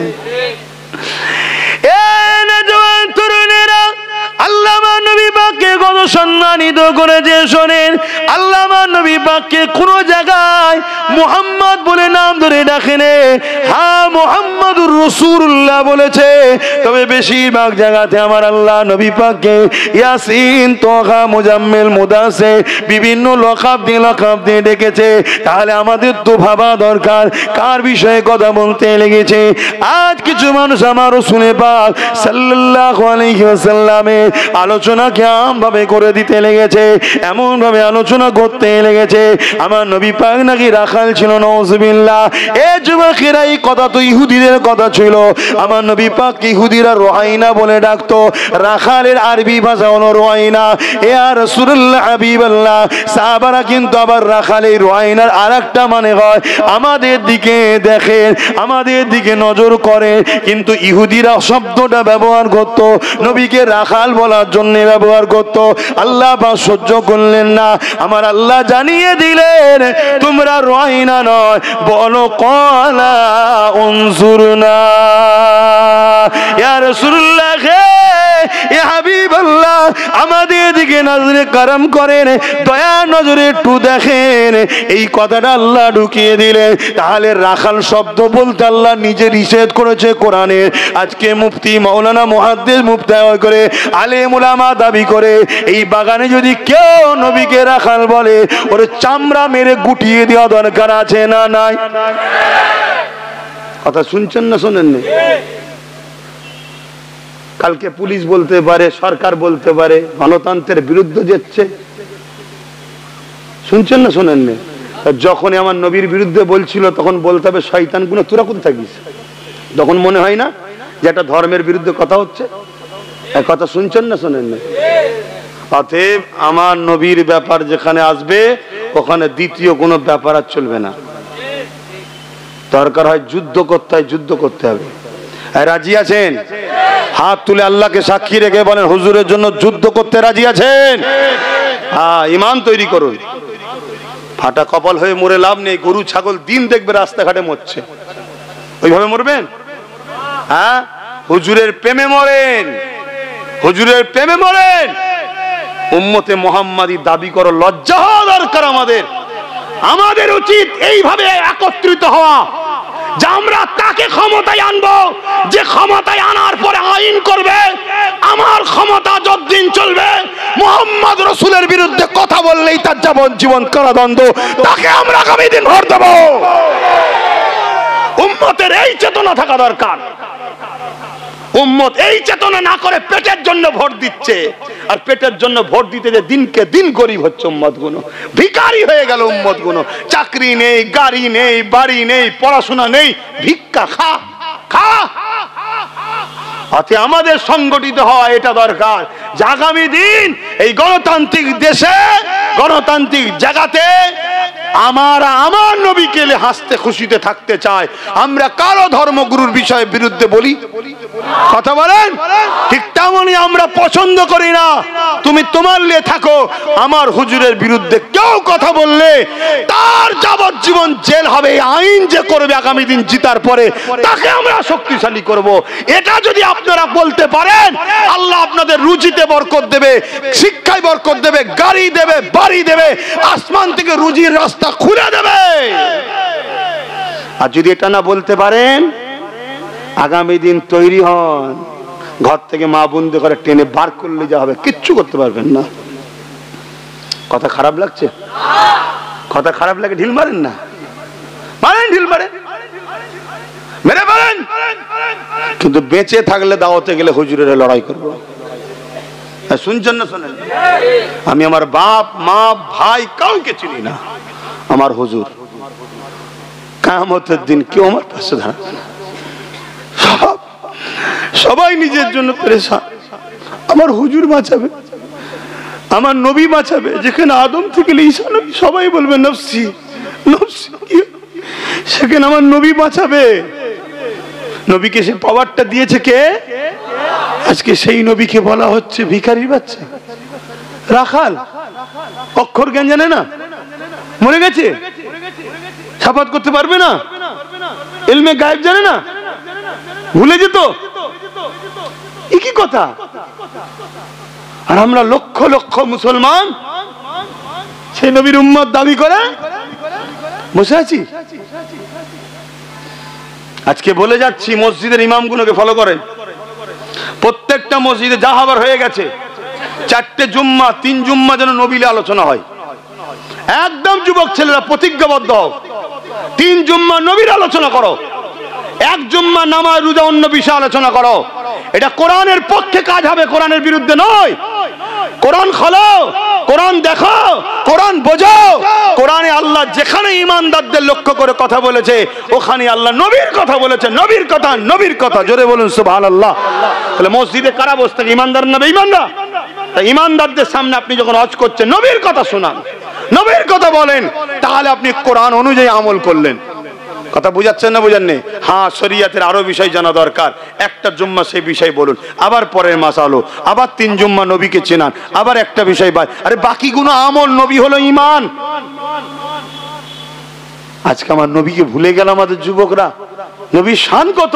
এই মাসে মেরাজ হয়েছিল না? হ্যাঁ, এটা রজবের মাস তো।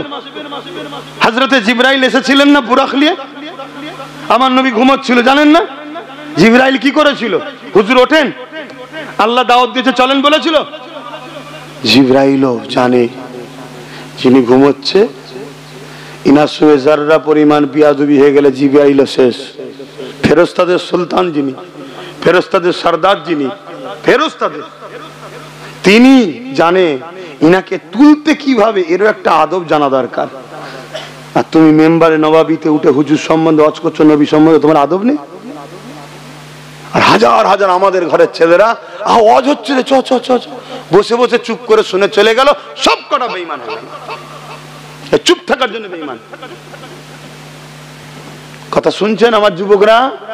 আরে যদি ও নামাজ কাজা করে, দাঁড়িয়ে থেকে প্যান্ট শার্ট পরে, পৃথিবীর কোন মোল্লা মৌলভী সাহেবকে কাফের বলতে পারবে না, ওকে গুনাহগার বলবে, গুনাহগার। আর গুনাহ করলে জাহান্নামে যাবে, শাস্তি খেটে উঠে আসবে। আর কেউ বলতে পারবে না চ্যালেঞ্জের সাথে তুই জাহান্নামী, এটাও বলতে পারবে না। আল্লাহ চাইলে ওকে মাফ করে দিতে পারে। কিন্তু আমার হুজুরের শানে যাররা পরিমাণ গাদ্দারি করলে, ভাষাগত উল্টো পাল্টা হয়ে গেলে, পৃথিবীর সমস্ত উলামারা ফতোয়া দিয়েছে ও বেঈমান, ও কাফের হয়ে গেছে। শুনছেন তো নাকি? খুব ভালো করে বোঝেন। তো কি কথা বলতে গেলে, হযরতে জিবরাইল সাল্লাম এসে দেখছে হুজুর ঘুমাচ্ছে, আমার দয়ার নবী, আল্লাহর বন্ধু।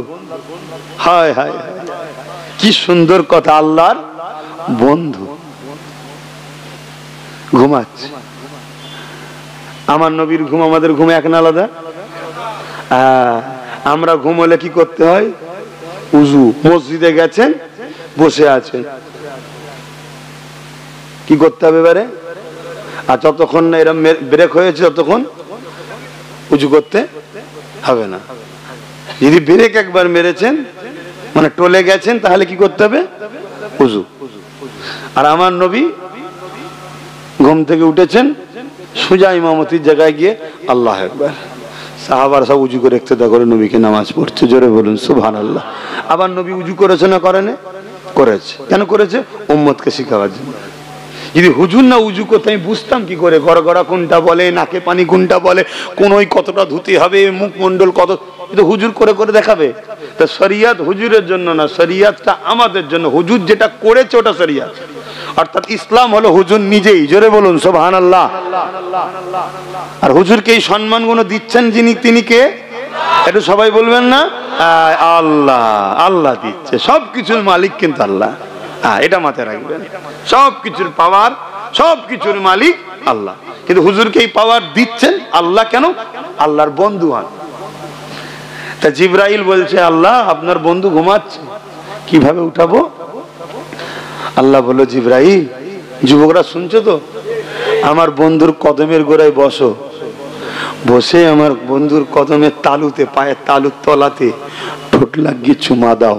জোরে বলুন সুবহানাল্লাহ। যেই জিবরাইল দিয়েছে আমার হুজুর উঠে বসেছে। জিবরাইল সালাম দিচ্ছে, আসসালাতু আসসালামু আলাইকা ইয়া রাসূলুল্লাহ। নবী সালামের জবাব দিয়ে বললেন, কি খবর ভাই, কি খবর? আপনাকে মুবারকবাদ, আল্লাহ আপনাকে দাওয়াত দিয়েছে, দিদার দেবে। জোরে বলুন সুবহানাল্লাহ। আর মুসা নবী বারবার বলছে, আল্লাহ দেখবো, আল্লাহ দেখবো, আল্লাহ দেখবো, আল্লাহ দেখবো। আমি মুসা নবীকে ছোট করছি না, নাউযুবিল্লাহ। মুসা নবীর জুতোর ধুলো আমার চোখের সুরমা হোক। নবী বেয়াদবি হলে, ওখানেও বেয়াদবি হলে কাফের হয়ে যাবে। কেন? আমরা ঈমান এনেছি রাসূলিহি, সমস্ত নবীদের উপর ঈমান এনেছি, সমস্ত নবী হক, ঠিক না বেঠিক? কিন্তু আমি বুঝাতে চাইছি যেটা মুসা নবী বারবার বলছে, আল্লাহ দেখবো, দেখবো, দেখবো। আল্লাহ বলছে, তুমি হবে না, তোমার হবে না, তোমার হবে না। আল্লাহ বলল যখন বলছে আসো তুর পাহাড়ে, 70,000 পর্দা ভেদ করে, আল্লাহ নয় তাজাল্লি এসছে, তাজাল্লি এক ঝলক, সঙ্গে সঙ্গে তুর পাহাড় দাও দাও করে আগুন ধরে গেল। মুসা নবী অজ্ঞান, 40 দিন অজ্ঞানে ছিল। আর আমার নবী আল্লাহর একেবারে কাছে, বন্ধু আরো কাছে, আরো কাছে, আরো কাছে, আরো কাছে। দীর্ঘক্ষণ আল্লাহ হাবিবকে দেখছে, হাবিব তার মালিককে দেখছে। জোরে বলুন সুবহানাল্লাহ। ওখানে কি আল্লাহ জিজ্ঞেস করছে, বন্ধু কি লাগবে? হে যুবক, নবীর দিনের পাহারাদার হও। প্রতিটা গ্রামে তোমরা নবীর দিনের পাহারাদার হও। প্রতিজ্ঞা লাও, বাঁচবো নবীর জন্য, মরবো নবীর জন্য। 70,000 বার আল্লাহ জিজ্ঞেস করেছে, বন্ধু কি লাগবে, কি লাগবে, কি লাগবে, কি লাগবে? নবী একটাই কথা বলেছে 70,000 বার, আল্লাহ উম্মতের নাজাত চাই। জোরে বলুন সুবহানাল্লাহ, আরো জোরে বলুন। আজকে সেই উম্মতের কাছে নবীর দুশ্মনে সে অজ করে যাচ্ছে। শুনছেন না শোনেন? এই লড়াই দাদা হুজুর 5 হুজুরকে নিয়ে নয় রে। দাদা হুজুর 5 হুজুর হলেন নবীর পক্ষে, পূর্ব ভারতের ইমাম হলেন নবীর পক্ষের দাদা হুজুর, মডেল ম্যানেজার, যেটা আপনারা বুঝতে পারবেন। কিন্তু লড়াই মূলত কিন্তু রাসূলুল্লাহকে নিয়ে। এ দুনিয়ায় একদল লোক আমাদের দিল থেকে নবী বার করতে চায়, আর দাদা হুজুর 5 হুজুর বা আরো তাদের গোলাম যারা এখন অনুসারী সিলসিলার আছে, হাক্কানি উলামা, তারা এই উম্মত গুলো দিলে নবীকে ঢুকাতে চায় যে নবী ধর, নবী ধর। কেন আমরা যাব নবী কাছে, নবী আমাদেরকে নিয়ে যাবে আল্লাহর কাছে।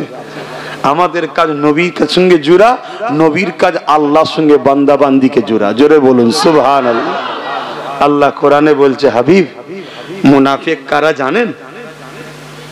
মুনাফিক, মুনাফিক দেখবেন আমার জন্য ছুটে ছুটে আসবে। আল্লাহ নিজে বলছে মুনাফিক আল্লাহর দিকে, অর্থাৎ আমার জন্য ছুটে ছুটে আসবে। বন্ধু আপনার বেলায় হোঁচট খাবে, এরা হলো মুনাফিক। আর মুমিন কারা?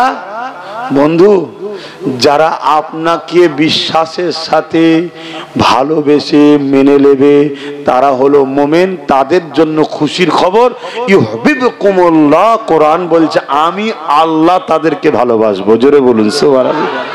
আল্লাহ কাদেরকে ভালোবাসবে? যারা নবীকে ফাত্তাবিউনি, আকে ইত্তেবা করে ভালোবেসে হৃদয়ে জায়গা দিয়ে দেবে। আল্লাহ ওই ব্যক্তিগুলোকে বলছে আমি ভালোবাসবো। আর আমি যাদেরকে ভালোবাসবো, ওয়াগফিরু লাকুম যুনুবাকুম আল্লাহু গফুরুর রহিম, তারা যদি ভুল করেও থাকে, জুলুম করে থাকে, সব মাফ করে দেবো। জোরে বলুন সুবহানাল্লাহ। আজকে এতটুকু আমার নবীকে ভালোবাসেন, পিয়ার করেন, নামাজ পড়েন, রোজা রাখেন, হজ করেন, যাকাত দেন, দান খায়রাত করেন, এগুলো হলো আমল। জান্নাতের কোয়ালিটি আছে না নাই? যার যত আমল বেশি সে হাই কোয়ালিটি পাবে। কিন্তু জান্নাত জিতে গেলে যেটা মূল দরকার সেটা হলো হুজুর। কবরেতে হুজুরকে দেখানো হবে, বলো ইনার সম্বন্ধে তোমার আকীদা কি ছিল। এই জায়গায় যদি ধরা পড়ে যায়, আমরা পরীক্ষা দিই না, এক কথাই উত্তর আর খোলাসা লিখো, ঠিক না? তো কবরে 3টে প্রশ্ন হবে, 2টো হচ্ছে এক কথার উত্তর। পরীক্ষা দিয়েছেন তো নাকি? এক কথাই উত্তর। মান রাব্বুকা, এক কথাই উত্তর দেখো, রবকে রব্বি আল্লাহ, মিটে গেল। মা দীনুকা, এক কথাই উত্তর, দিন ইসলাম, মিটে গেল। কিন্তু নবীর বেলায় এরকম নয়। নবীর বেলায় জিজ্ঞেস করা হবে ইনি হলেন মুহাম্মদ রাসূল সাল্লাল্লাহু আলাইহি সাল্লাম। নবীকে দেখানো হবে ইনার সম্বন্ধে তোমার দুনিয়ার জিন্দেগিতে কি আকীদা ছিল, কি ধারণা ছিল, কি রায় ছিল, বিস্তারিত বলো। আব্বাস নবীর মেম্বারে উঠে ইনাকে কি বলতিস বল, এইটা হলো মূল কথা। এই ইমাম মেম্বারে দাঁড়িয়ে কি বলেছো বলো, ইনার বিষয়, ইনার বিষয়। কথা কিছু শুনছেন তো নাকি? হ্যাঁ, তো নবীকে এই ভিআইপিটা বানাচ্ছেন কে? আল্লাহ বানাচ্ছে। তা আল্লাহ যখন বানিয়েছে, তাহলে আমাদের তো বোঝা দরকার কেন বানিয়েছে।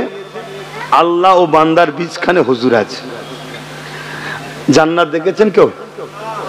জোরে বলেন। কোন ব্যবসা করতে গেলে মাল দেখতে হয় নাকি?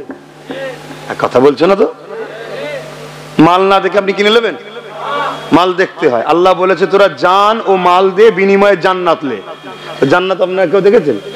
তা আল্লাহর সঙ্গে বান্দার জান আর বিনিময়ে আর জান্নাত এর বীজখানে রয়েছিল নবী। নবী পাক সাল্লাল্লাহু আলাইহি ওয়াসাল্লাম গিয়ে জান্নাত দেখে এসেছে। এসে আমাদের সাহাবাদের বলেছে, সাহাবারে জান্নাত অনেক সুন্দর জায়গা, জান মালের থেকে অনেক দামি জিনিস। নবীর কথায় বিশ্বাস করে সাহাবারা জান দিয়েছে। বীজখানে লেনদেনের বীজখানে কে? নবী পাক সাল্লাল্লাহু আলাইহি ওয়াসাল্লাম। তো তেনাকে বাদ দিয়ে লেনদেন হবে? আজকে বাদ দিচ্ছে না, দেয়নি। অনেক তো জালিম আছে বলে লা ইলাহা ইল্লাল্লাহর সাথে মুহাম্মদ রাসূলুল্লাহ বলা যাবে না, লেখা যাবে না, কলেমাকেও চেঞ্জ করে দিচ্ছে। কথায় কথা বেড়ে যাচ্ছে। নামাজ পড়তে হবে, নামাজ পড়বেন, রোজা রাখবেন, হজ করবেন।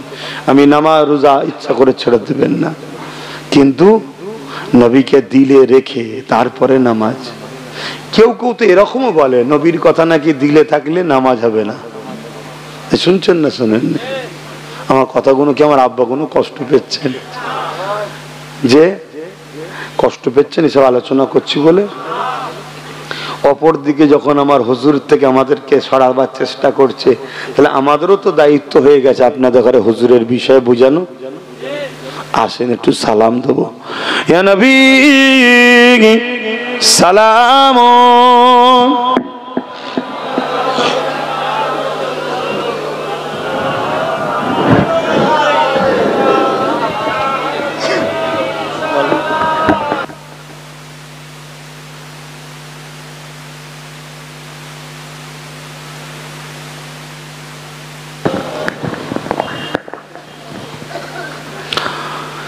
এই যে আমরা দাঁড়িয়ে সালাম দিই, এই নিয়েও সমাজে দ্বন্দ্ব আছে না? নাই? আচ্ছা, বাংলার মুসলমান আপনারা দ্বন্দ্ব করেন কেন? দাদা হুজুর দিয়েছে, আপনারা দেবেন, কথা শেষ। যদি কেউ বলে দাদা হুজুর কি কোরআন হাদিস নাকি, তাকে জিজ্ঞেস করুন দাদা হুজুর কি কোরআন হাদিসের বাইরে? শুনছেন না শোনেন না? তুমি যে কথা বলছে এটা কি কোরআন হাদিস না, আমি বুঝবো কি করে? তুমি যে কথাটা বলছো এটা যে কোরআন হাদিস, আমি বুঝবো কি করে? তুমি তো আমাকে আয়াত বলবে, এক শোনাবে, আর হতে পারে না, পারে না। তা জবানের মুজাদ্দিদ আল্লাহ যাকে করেছে তার উপরে ভরসা না করে আজকের মোল্লার উপরে ভরসা করি কি করে? ঠিক না বেঠিক? কিন্তু মনে রাখবেন, এই দাঁড়ানো হলো আদব ও প্রেমের ব্যাপার। আমার আল্লাহ কোরআনে বলেছেন সল্লু, দরুদ পড়ো। শুধু বলেছে কি দরুদ পড়ো। তাই আমরা বসে পড়ি কেন? দরুদ পড়লে নেকি হয়, নেকি বসে বসে লিয়া যায়। আর সালামের বেলা আল্লাহ কি বললেন? ওয়াসাল্লিমু তাসলিমা। সব থেকে উত্তম ভক্তি ভালোবাসা আদবের সাথে সালাম দাও। জোরে বলুন সুবহানাল্লাহ। দরুদের বেলায় বললেন সল্লু, দরুদ পড়ো। আর সালামের বেলায় বললেন দিবার মতো করে দাও। সব থেকে ভক্তি ভালোবাসা আদবের সাথে। কেন আল্লাহ? তোমরা সালাম দেবে, আমার বন্ধু জবাব দেবে। জোরে বলুন সুবহানাল্লাহ। আমার নবী জবাব দেবে আর আমরা বসে বসে নেবো? তোমার কি মনে হচ্ছে নেবে? নাও, তোমার বিরুদ্ধে আমি নয়। তোমার যদি মনে হয় বসে নেবো, আমি তোমার বিরুদ্ধে নয়, কিন্তু আমার মনে হচ্ছে আমি আদবের সাথে নেবো। তুমি আমার বিরোধী করছো কেন? তাহলে ফিতনাটা তাহলে কে করলো? আমার বিরোধী করার ফিতনা হলো তো। আমি তো তোমার বিরুদ্ধে বলছি না, তুমি বসে মতো, কিন্তু আমারটাই তুমি বিরোধী করলে কেন? যেখানে আল্লাহ হুকুমও দিয়েছে তুমি সালাম দেবে, আমার বন্ধু জবাব দেবে, তাই দিবার মতো করে দাও, আদব ভক্তি ভালোবাসার সাথে দাও। তাই আমরা একটু আদবের সাথে দেবো। ঠিক আছে? আদবের সাথে হাত বেঁধে হুজুর জবাব দেবেন। আর হুজুর দেখতে পান না একটু বলুন। হ্যাঁ, হুজুরকে দেখার ক্ষমতা কে দিয়েছেন? আল্লাহ। আপনাদের কারো কি আল্লাহর উপরে ক্ষমতার অবিশ্বাস আছে যে কি করে দেখতে পাবে? এরা মনে হয় নাকি? না, আল্লাহর ক্ষমতা আছে। ঠিক না বেঠিক? আল্লাহ ক্ষমতা দিয়েছে। আসেন ইয়া নবী সালাম,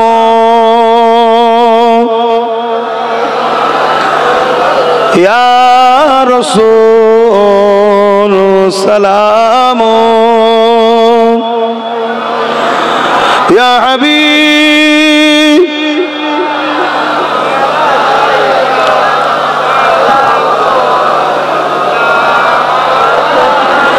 या नबी मदीना होते सब কিছু পারে দেখিতে মোদের লাশ কবরে রাখিলে লইবেন আপন করে নবী সালাম ইয়া রাসূল সালাম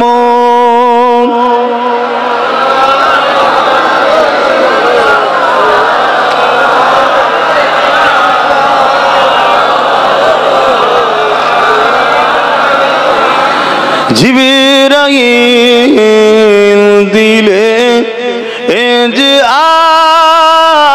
আওয়াজ খুলে দাও আসমানের দুয়ার এসেছেন নবী ঈদের সরদার করিতে আল্লাহ আরো দিদার নবী সালাম ইয়া রাসূল সালাম ইয়া হাবিব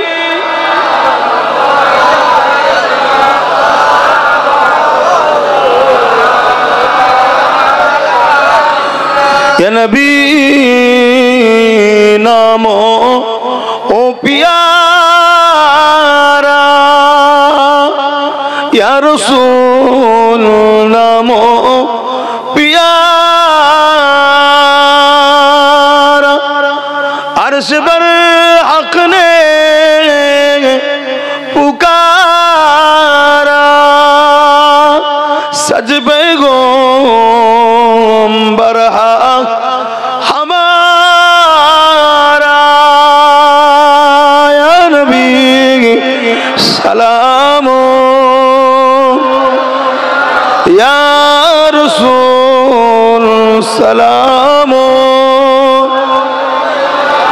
या हबीब